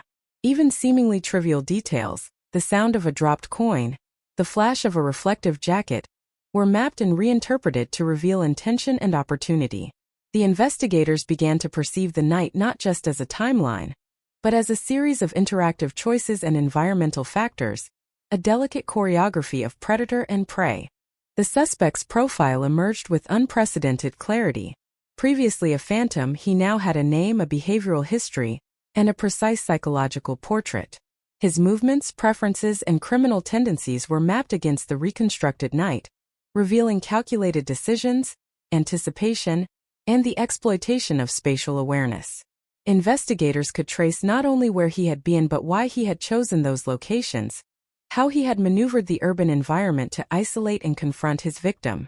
The city, once oblivious, had inadvertently hosted a predatory strategy, and now the logic of that night was exposed, as clear and precise as the DNA that anchored the investigation. Community involvement became critical. Former neighbors, passers-by, and friends contributed fragments of memory that, when pieced together, formed a lattice of information supporting the reconstructed sequence. The cat darting across the alley, the muffled argument behind a closed door, the taxi waiting for longer than expected. All these tiny details gained significance in the context of the DNA evidence and behavioral analysis. The city's indifference had previously allowed the crime to remain unsolved. Now the city itself, through memory and testimony, became a collaborator in revelation. Forensic teams worked tirelessly, verifying results and confirming the integrity of evidence collected years earlier. Fiber analysis connected clothing, hair samples confirmed contact, and DNA phenotyping validated presence. The lab was alive with quiet intensity, a symphony of computers, microscopes, and analytical software. Each confirmation reinforced the emerging narrative, transforming fragments of the past into an undeniable chain of evidence. The detectives' mental maps of the night grew increasingly detailed. Exact positioning, timing, environmental cues, and the interplay of predator and victim were now comprehensible, precise, and chillingly coherent. The emotional toll on the investigative team was profound. They had spent years haunted by absence, uncertainty, and the knowledge that the city had moved on while a life remained unaccounted for. Now every reconstructed movement, every verified witness recollection, every DNA confirmation was a triumph tinged with sorrow. They were able to understand the sequence of events, but not to undo the harm done. For Jessica's family and friends, the revelation was both relief and renewed grief, confirmation of what had been feared and glimpses of understanding that had long been denied. The human cost of crime, delayed justice, and decades of ambiguity weighed heavily alongside the technical achievement. Field investigators walked the reconstructed path repeatedly. Pavement cracks, curb heights, and streetlight positioning were reanalyzed, as were traffic patterns, pedestrian flows, and auditory cues. The interplay between environmental stimuli and human behavior became a lens through which the night was reinterpreted. Every pause, hesitation, glance, and instinctual movement of Jessica was considered in relation to the perpetrator's predatory calculation. The city itself was dissected, its streets and buildings no longer neutral infrastructure, but components of a meticulous sequence of fear and opportunity, its silence now a canvas for understanding the invisible choreography of that night. The human narrative remained central. While DNA and behavioral profiling provided certainty, the emotional dimensions, the terror, confusion, and instinctual responses were critical to understanding what had transpired.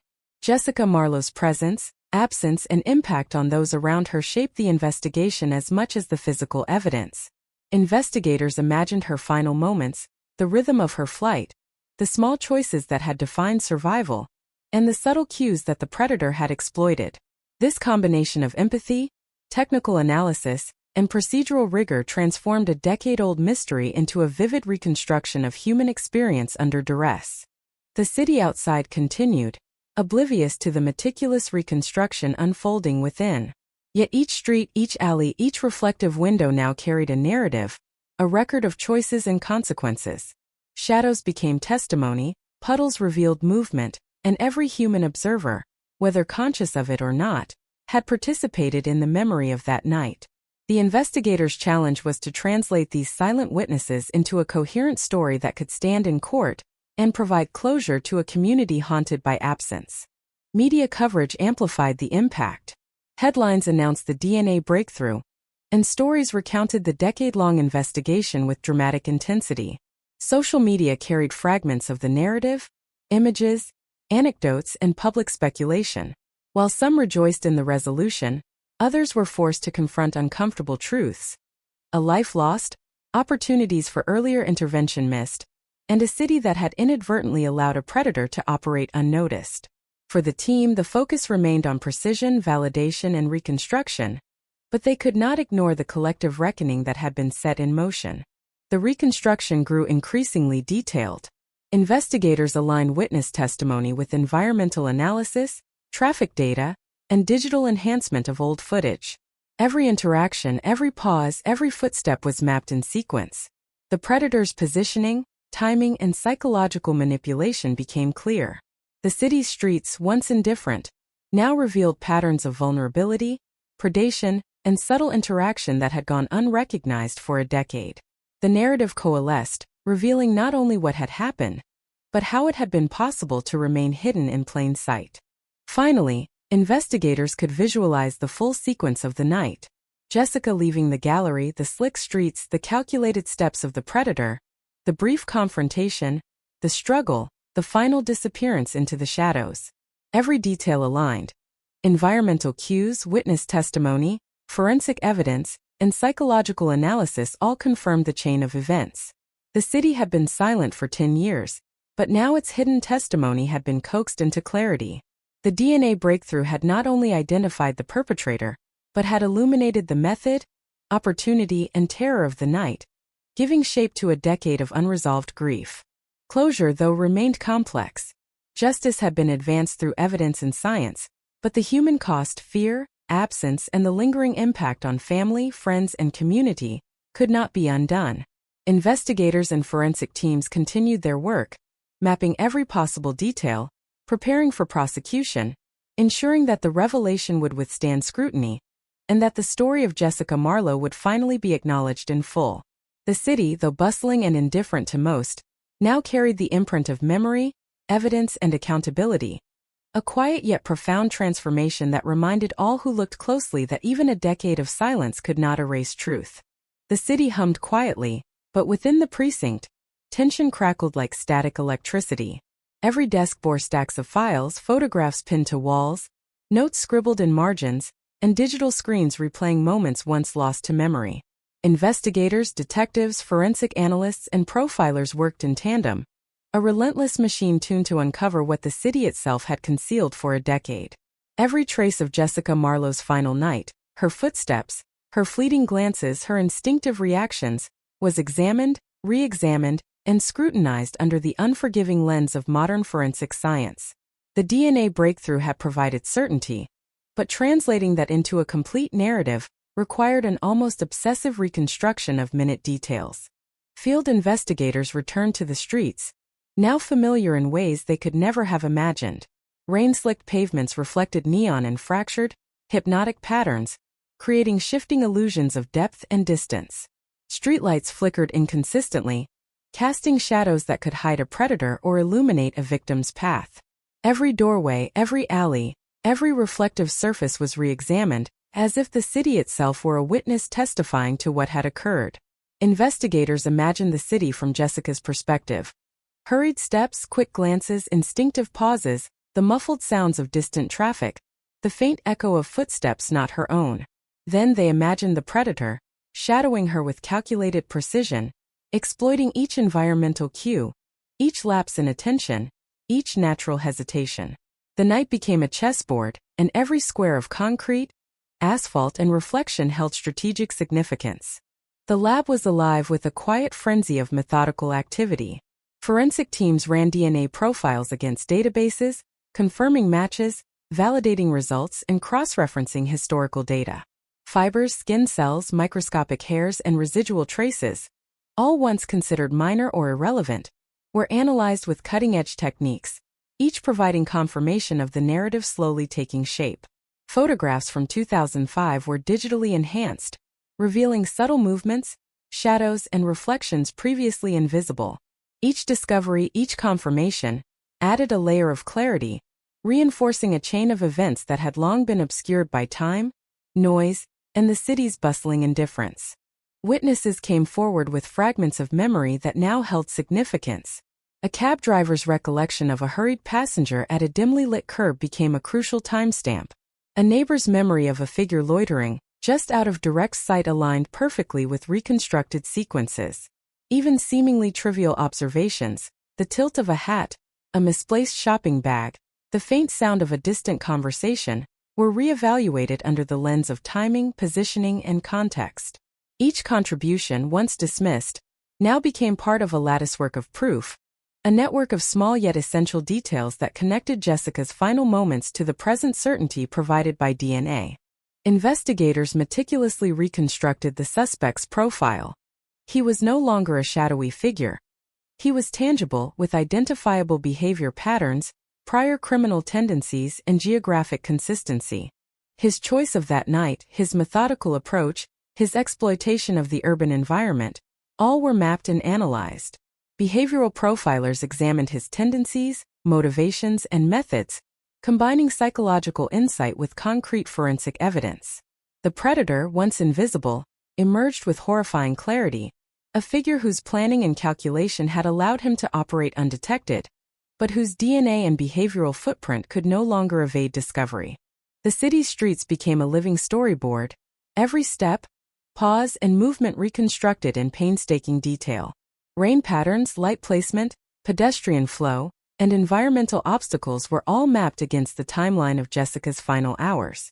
Investigators imagined how subtle cues, a flash of movement, a sound carried by the wind, the reflection of neon in a puddle, could have been observed, interpreted, and exploited by the perpetrator. Environmental reconstruction revealed the interplay of chance and choice, how small variables aligned to allow a predator to act, and how those same variables now illuminated the sequence of events with unprecedented clarity. Community involvement amplified the investigation's scope.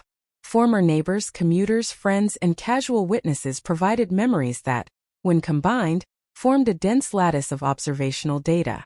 The city, which had once allowed the crime to remain invisible, now contributed to its revelation. Each person who remembered something, an out-of-place car, a flickering light, a faint noise, added to the mosaic of events, filling gaps that even DNA alone could not explain. Witness memory, previously dismissed as fallible or trivial, became a cornerstone of reconstruction, validating the environmental, forensic, and behavioral analysis. The emotional dimension of the case weighed heavily on all involved. Investigators had spent years haunted by absence, uncertainty, and unanswered questions. The breakthrough DNA provided proof, yet it could not erase grief, fear, or the loss that had lingered for a decade.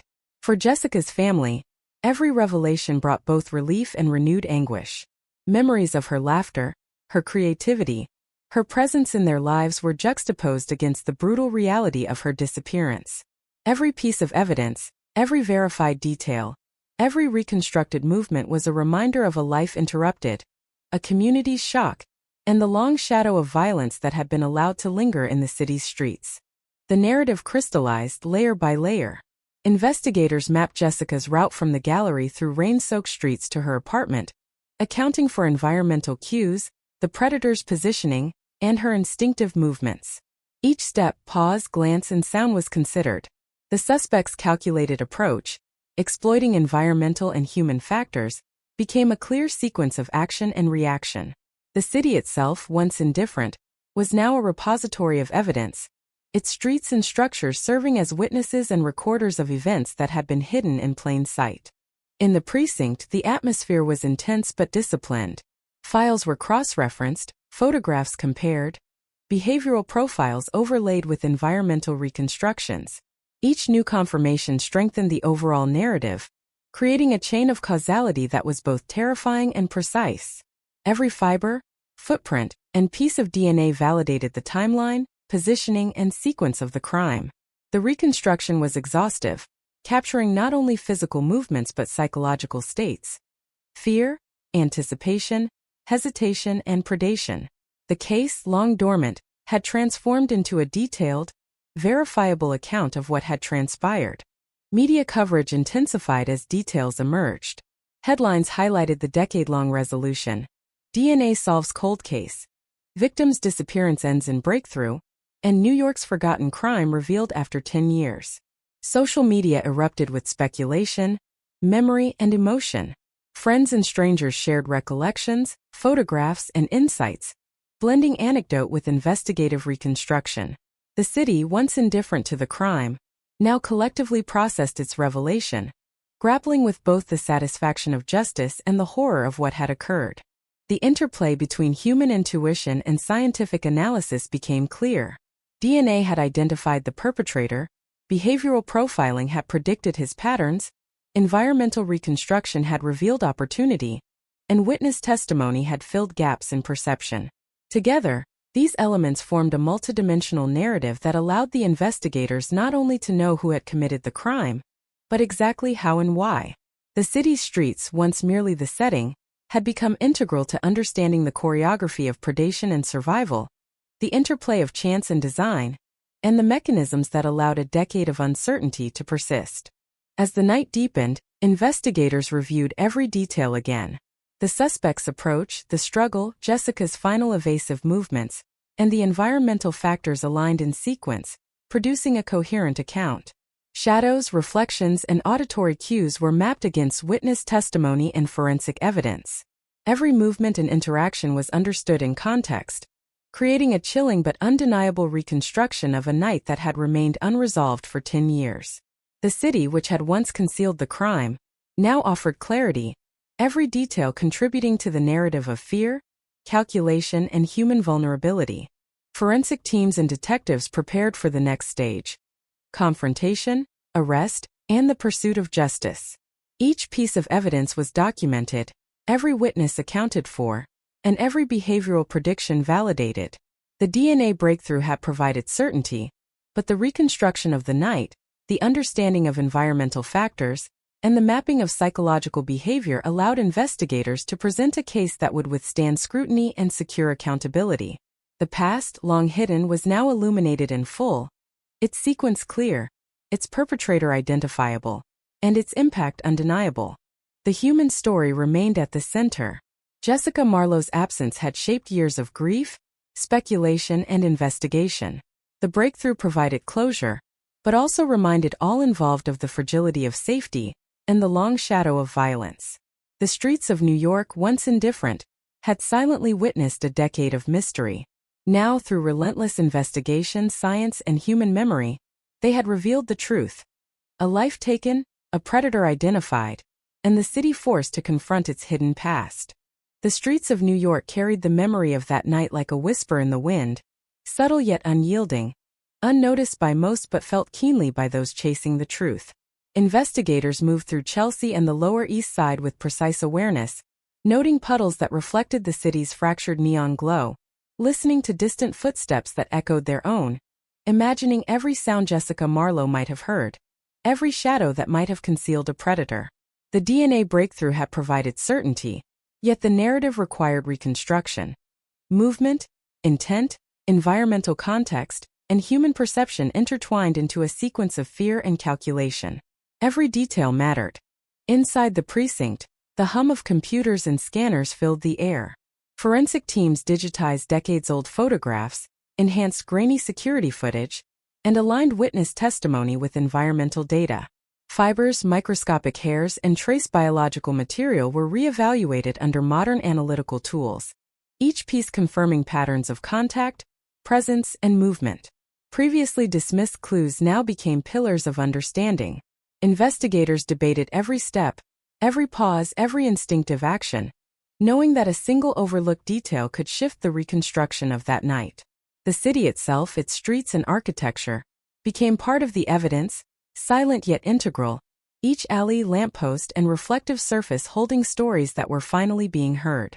Field investigators retraced the victim's route repeatedly. They measured distances, calculated reaction times, and accounted for environmental factors. Flickering streetlights, uneven pavement, wet sidewalks, the distant roar of traffic, and the faint hum of machinery. Each element influenced behavior, shaping instinctive responses and allowing subtle manipulation by the perpetrator. Shadows became more than absence of light. They were tools of concealment, markers of fear, and evidence of strategy. The city's topography, once a neutral backdrop, was now revealed as a participant, a witness whose layout had been exploited, and whose features now contributed to understanding the sequence of predation and survival. Witness statements were re-evaluated with a new perspective.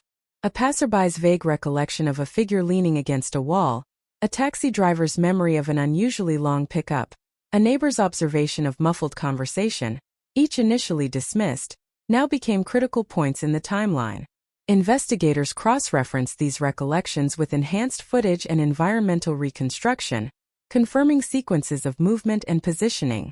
The night's events, once fragmented and ambiguous, began to cohere, revealing the predator's meticulous planning, anticipation, and manipulation of circumstance.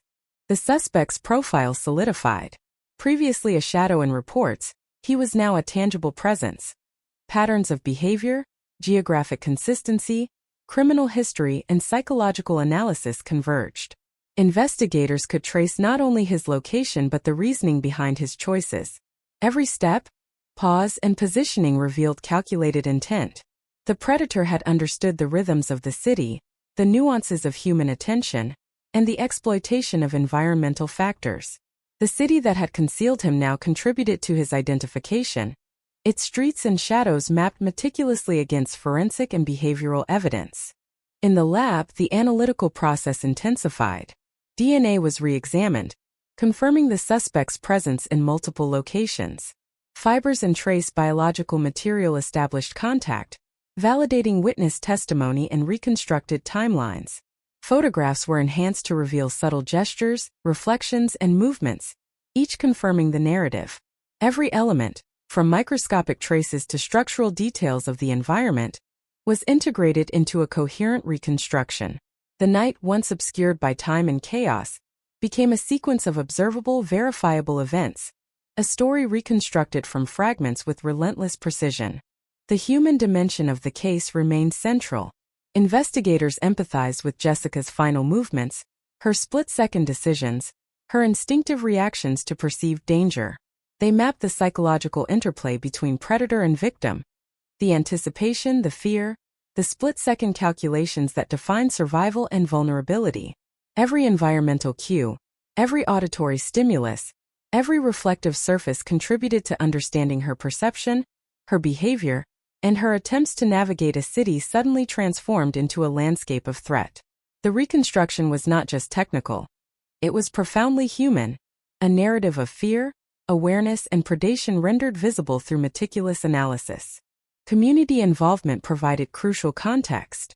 Friends, neighbors, and bystanders supplied recollections that, when aligned with forensic evidence, clarified ambiguities in timing, location, and movement. A cat darting across the alley, the distant rumble of a subway train, the flicker of neon on a storefront window, all initially irrelevant, became markers in reconstructing the predator's path and Jessica's response. Memory, once unreliable, was validated and contextualized through integration with scientific evidence. The city, which had once facilitated concealment through indifference, now participated in revealing truth, its everyday patterns transformed into evidence under careful scrutiny. The narrative of the night crystallized. Investigators could now visualize the sequence of events. Jessica leaving the gallery, her cautious movements along wet sidewalks, the predator's calculated positioning, the subtle cues of detection and anticipation, the brief confrontation, the struggle, and her final disappearance into darkness. Every detail, from streetlight flickers to reflective puddles, aligned with witness statements, forensic evidence, and environmental analysis. The city itself had become an active participant, revealing hidden sequences that had been invisible to the naked eye. The emotional weight of the case pressed upon all involved. For investigators, the DNA breakthrough was exhilarating, but it was tempered by the enduring impact of a life taken and a community haunted. For Jessica's family, friends, and colleagues, clarity brought both relief and renewed grief. Memories of her laughter, her energy, her presence, once fragmented and mourned, were now tied to the undeniable reality of the night's events. The truth, reconstructed with precision, validated years of hope, fear, and speculation, but it could not reverse the loss, nor erase the trauma inflicted on those who loved her. Media attention amplified the impact. Headlines heralded the resolution. DNA solves cold case. 10-year-old disappearance revealed. And justice after a decade. New York cold case breakthrough. Social media platforms buzzed with recollections, speculation, and mourning. Friends shared images, anecdotes, and memories. Strangers debated the implications, the failures of the past, and the brilliance of modern forensic science. The city, once indifferent, collectively processed revelation, a society simultaneously horrified, fascinated, and relieved. Yet for the team, the focus remained on precision, verification, and presenting the reconstructed narrative to ensure justice and closure. The reconstruction process became increasingly granular.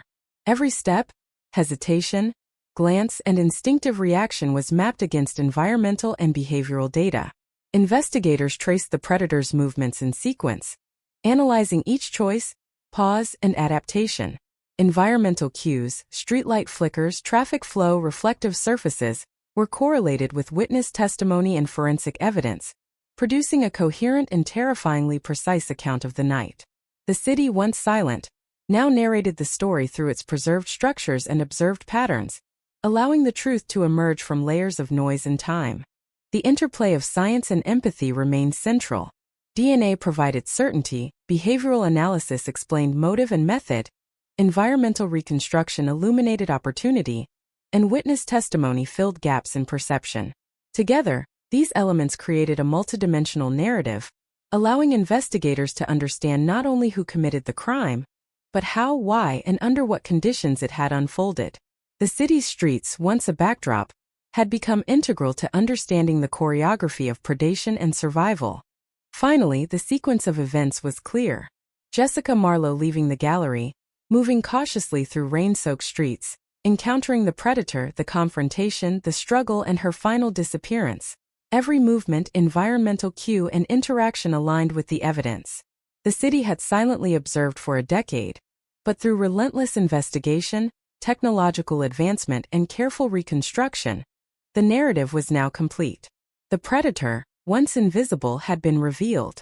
The crime, once hidden, had been reconstructed. And the city, once indifferent, had participated in truth. Forensic teams prepared the documentation for prosecution, ensuring that every piece of evidence, witness testimony, and behavioral insight was rigorously validated. The DNA breakthrough had provided identification, but the reconstruction ensured a comprehensive narrative, allowing for accountability and justice. Investigators recognized that closure extended beyond identification. It encompassed understanding, reconstruction, and acknowledgement of the human impact. The past, once obscured, had been illuminated. Jessica Marlowe's story remained central. Her absence, the decade-long uncertainty, and the emotional toll on family and friends underscored every step of the investigation. The DNA breakthrough provided scientific certainty, but the reconstruction offered understanding, context, and a pathway toward closure. Every investigator, technician, and profiler knew that the case was more than evidence. It was the story of a life interrupted, a predator revealed, and a city forced to confront its hidden history. The city seemed to breathe with an intensity reserved for those who knew it intimately, and that night, the precinct pulsed with the rhythm of discovery. Every desk, every monitor, every lab bench was a node in a network of painstaking reconstruction, a symphony of observation, analysis, and intuition. Investigators traced Jessica Marlowe's final journey with precision, mapping every footstep, every hesitation, every glance. Rain glistened on asphalt, reflecting fractured neon from shop windows, and the distant hum of traffic marked the invisible timeline of fear. The DNA breakthrough had identified the perpetrator, yet the true power lay in understanding how each choice, each environmental cue, each subtle interaction had converged to allow a crime to occur unnoticed for a decade. Investigators returned to the streets repeatedly, moving with awareness sharpened by experience and evidence. Each alley, each doorway, each reflective surface became a data point in a vast narrative of predation and survival. Streetlights flickered, puddles shimmered, and shadows shifted with a deceptive rhythm. Every structural nuance, every environmental factor, was considered through dual lenses: what Jessica experienced and how the predator exploited the space. The city, once indifferent, now spoke through its geometry and its light, revealing patterns of movement, concealment, and vulnerability previously invisible. Witnesses revisited, offering fragments of memory that became critical threads in the reconstruction. The faint echo of footsteps, the glint of a reflective jacket, the distant jangle of keys, all initially dismissed, were now aligned with digital enhancement, forensic confirmation, and behavioral analysis. Investigators constructed a timeline that accounted for minute interactions, small environmental variables, and the instinctive responses of a woman navigating danger. Each contribution, no matter how seemingly insignificant, was integrated, transforming a once fragmented night into a coherent and terrifyingly precise narrative. The suspect's profile became increasingly vivid. Behavioral patterns, prior offenses, geographic movements, and psychological tendencies coalesced into a tangible presence. Investigators analyzed his timing, positioning, and manipulation of environmental cues, constructing a map of calculated predation. Every pause, every adjustment, every exploitation of shadows and reflective surfaces was cataloged, revealing a predator who understood human behavior, urban architecture, and the subtle mechanics of fear. The city's streets, once neutral, became components in his strategy, yet now also served as the evidence that would confirm his guilt. Inside the lab, forensic teams worked with intense focus. DNA was cross-referenced and verified across multiple sources, confirming the suspect's presence. Fibers, hairs, and trace biological material reinforced witness testimony and digital reconstruction. Photographs were enhanced to reveal reflections, gestures, and movements previously unseen. Every element was integrated into a comprehensive account of the night, transforming what was once obscured into a narrative anchored by irrefutable evidence. The technical precision of science converged with the intuition of human observation, producing clarity from chaos, resolution from uncertainty. Field teams simulated the night, walking the reconstructed path, observing lighting, traffic flow, and auditory cues. Each step was documented, each pause timed, each glance noted. The interplay between environmental stimuli and human behavior revealed the predator's strategy: calculated observation, exploitation of attention lapses, manipulation of spatial awareness. Shadows were not mere absence of light, they were tools, shields, and markers. Puddles reflected light and distorted perception. Ambient noise masked movement, creating opportunity. The city's layout, architecture, and sensory environment had been manipulated with precision, and now meticulously analyzed. Those same factors revealed the predator's method. Community input was critical. Neighbors, passersby, and acquaintances supplied recollections that once seemed trivial. The rustle of leaves, the hum of a distant fan, the flash of light across a window. Each contributed to a lattice of observational data, confirming sequences of movement and interaction. The city, which had previously enabled concealment through indifference, became a participant in revealing truth. Human memory, integrated with science and behavioral profiling, transformed fragments into a cohesive, validated account, bringing context and resolution to what had remained ambiguous for 10 years. The night's narrative crystallized. Investigators visualized Jessica leaving the gallery, walking through rain-slicked streets, glancing instinctively over her shoulder. They traced the predator's calculated positioning, the sequence of observation, the momentary confrontation, and her desperate evasive maneuvers. Environmental factors, the tilt of a streetlight, reflections in puddles, ambient noise, aligned perfectly with forensic evidence and witness testimony. The city, once silent, now narrated the choreography of fear, anticipation, and predation, allowing the sequence to emerge with startling clarity. Emotion remained central. Investigators felt the weight of Jessica's experience. The subtle decisions, the split-second reactions, the physiological surge of fear. They traced her mental map, the instincts guiding each step, the strategies of awareness and evasion. The predator's psychology was equally clear. Deliberate, calculating, opportunistic. This dual reconstruction, victim and predator, allowed investigators to understand not only the sequence of events, but the interplay of human perception, behavior, and environmental manipulation.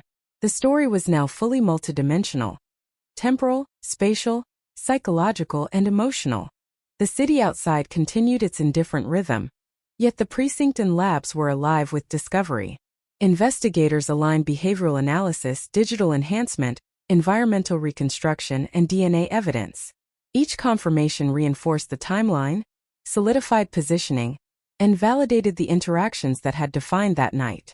The predator, long invisible, now had a mapped path, a documented sequence, and a narrative constructed from decades of observation, science, and testimony. The city, once complicit through silence, now contributed clarity through evidence embedded in its streets, structures, and ambient features. Media coverage amplified the revelation. Headlines screamed, "Cold case solved, DNA breakthrough identifies suspect," and 10 years of mystery ended through modern forensics. Social media carried fragments of the narrative, images, and public speculation. Friends and strangers reflected on memory, community, and the long shadow of fear. The city collectively processed the resolution: satisfaction, horror, relief, and a reckoning with what had remained unseen. Yet for the investigative team, the focus remained on verification, reconstruction, and preparation for legal proceedings. Every detail had to withstand scrutiny. Every sequence had to be defensible in court. The reconstruction process was granular. Every movement, environmental cue, and behavioral response was mapped against forensic evidence and witness testimony. Investigators simulated line of sight, reaction times, and perceptual awareness. The predator's strategy, timing, positioning, exploitation of environmental features, was clear. Every detail aligned: flickering streetlights, reflective puddles, subtle ambient noises, and pedestrian traffic. The choreography of predation was illuminated, precise, and undeniable. The city's previously silent testimony now revealed the full mechanics of the crime. Empathy remained central to understanding. Investigators imagined Jessica's fear, her instinctive reactions, and the micro-decisions that had defined her survival attempts. They also reconstructed the predator's thought processes: anticipation, exploitation, and adaptation. The interplay of human perception and environmental manipulation was now comprehensible, allowing a complete narrative to emerge from fragments long obscured.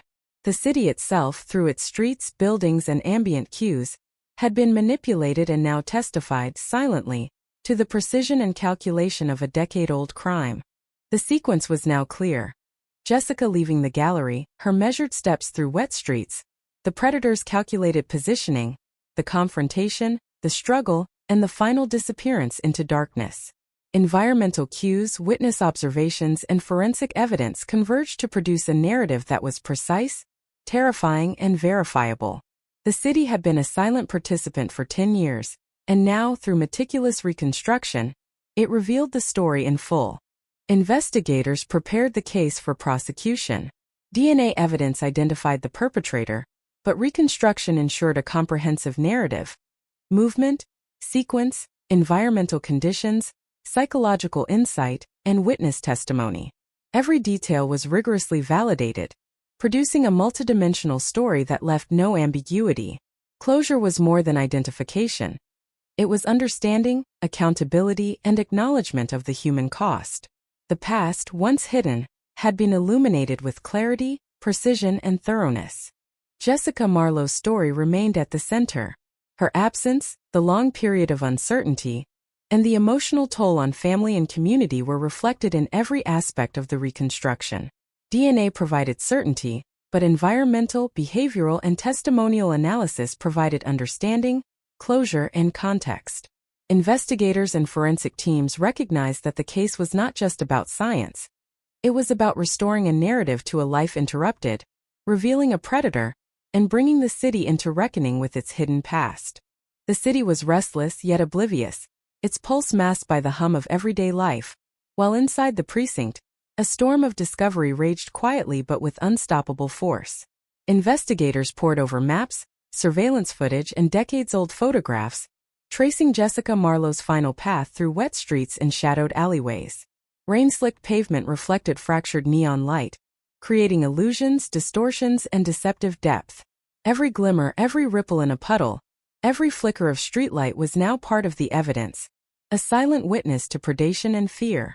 The DNA breakthrough had pointed the way, but understanding the choreography of that night required reconstructing every instinct, every pause, every interaction between victim, predator, and environment.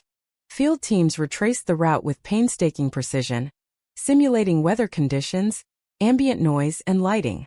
Streetlight placement, reflective surfaces, vehicle traffic, and pedestrian flow were measured, mapped, and synchronized to the reconstructed timeline. Every step Jessica took was overlaid with probable visual fields, auditory cues, and subconscious reactions.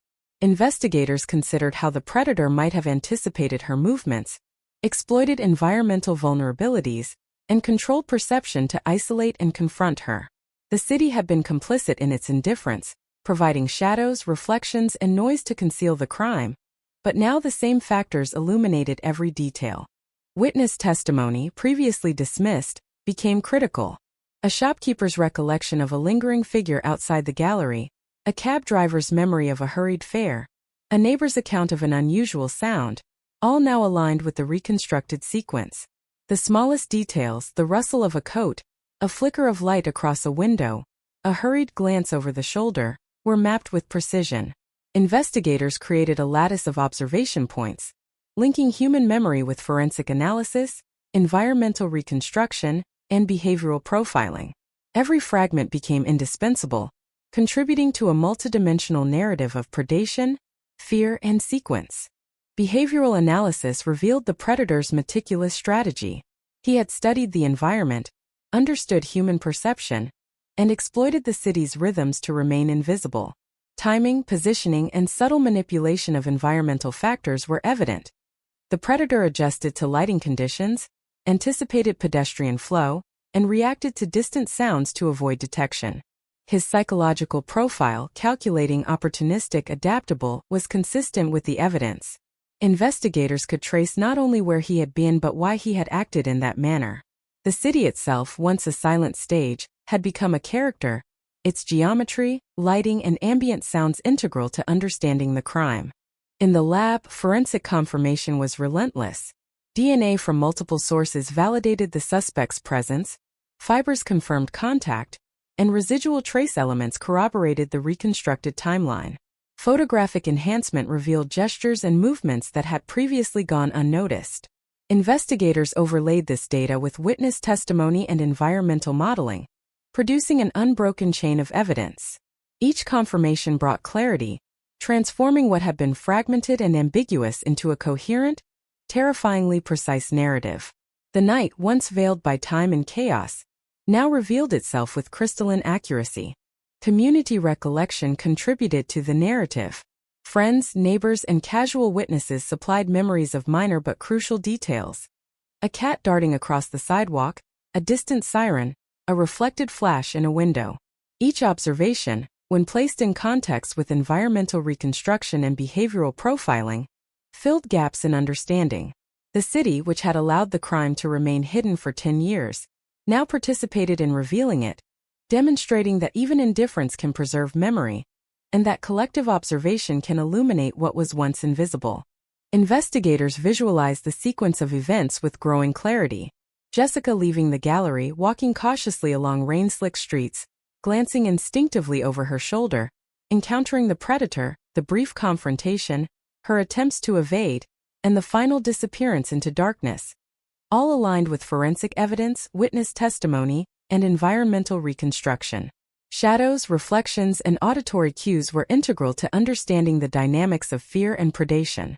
The city itself had been manipulated and now testified silently to the predator's method, the victim's responses, and the intricate interplay of circumstance and choice.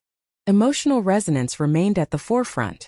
Investigators considered the micro-decisions, instinctive reactions, and split-second choices Jessica made while navigating danger. They traced the predator's anticipation, manipulation, and adaptability. Human perception, instinct, and environmental awareness were now fully integrated into the reconstruction, creating a narrative that was both scientifically precise and deeply human. The city, through its streets, architecture, and ambient features, had become a repository of memory, a witness to terror, and a framework for understanding the sequence of predation and survival. Media coverage intensified. Headlines screamed of the DNA breakthrough, celebrating the resolution of a decade-long mystery. Cold case solved, DNA identifies suspect after 10 years, and New York's long-forgotten crime finally revealed. Social media amplified fragments of memory, speculation, and reaction. Public fascination mixed with grief, horror, and a collective reckoning. Friends and strangers shared recollections, images, and anecdotal evidence. The city, previously indifferent, now collectively confronted the implications of the crime and the brilliance of modern forensic methodology. Yet within the precinct, the focus remained disciplined on verification, reconstruction, and preparation for prosecution. The reconstruction process became increasingly granular. Investigators simulated line of sight, reaction times, and perceptual awareness. Environmental cues, the flicker of streetlights, reflective puddles, subtle ambient noises, pedestrian flow, were synchronized with forensic data and witness testimony. The predator's strategy, previously invisible, was mapped in precise detail. Positioning, observation, anticipation, and exploitation. Every movement, every hesitation, every instinctive response of both victim and predator was incorporated into a coherent narrative. The city, through its features, had silently observed and now revealed the choreography of the crime. Empathy shaped understanding. Investigators imagined Jessica's fear, her instinctive reactions, and the choices that defined her survival attempts. They mapped the predator's thought processes. Calculated, anticipatory, and opportunistic. The interplay between human behavior and environmental manipulation was fully comprehensible, producing a multidimensional narrative of terror, strategy, and response. The city, once a passive stage, had become an active participant, its streets and architecture integral to understanding and reconstructing a decade-old crime. Finally, the sequence was fully revealed. Jessica leaving the gallery, her cautious steps through wet streets, the predator's positioning, the brief confrontation, the struggle, and her final disappearance into darkness. Environmental cues, witness testimony, and forensic confirmation converged to produce a precise and verifiable narrative. The city had observed silently for 10 years, but through meticulous investigation, technology, and human memory, it revealed the sequence in full. The predator was identified, the crime reconstructed, and the city forced to confront its hidden past. Investigators prepared for prosecution. Every forensic sample, witness statement, and behavioral reconstruction was rigorously documented. The DNA breakthrough had provided certainty. The reconstruction provided context and narrative, ensuring accountability. Closure was multifaceted: identification, understanding, and acknowledgement of the human cost. The past, long obscured, was now illuminated, precise, and undeniable. Jessica Marlowe's story remained central. Her absence, the decade of uncertainty, and the emotional toll on family and community framed every step of the investigation. DNA provided proof. Behavioral analysis, environmental reconstruction, and witness testimony provided understanding and context. Investigators recognized that the case was more than evidence. It was the story of a life interrupted, a predator revealed, and a city forced to reckon with what it had once ignored. The city outside continued its indifferent rhythm, unaware of the meticulous reconstruction within. Yet for those who understood, the streets, alleys, and shadows now told a story of predation, fear, and finally revelation. Each puddle reflected the sequence of events, each lamppost marked a crucial moment, and every unnoticed corner now contributed to the narrative that would ensure justice. The city, once silent, had become both witness and narrator.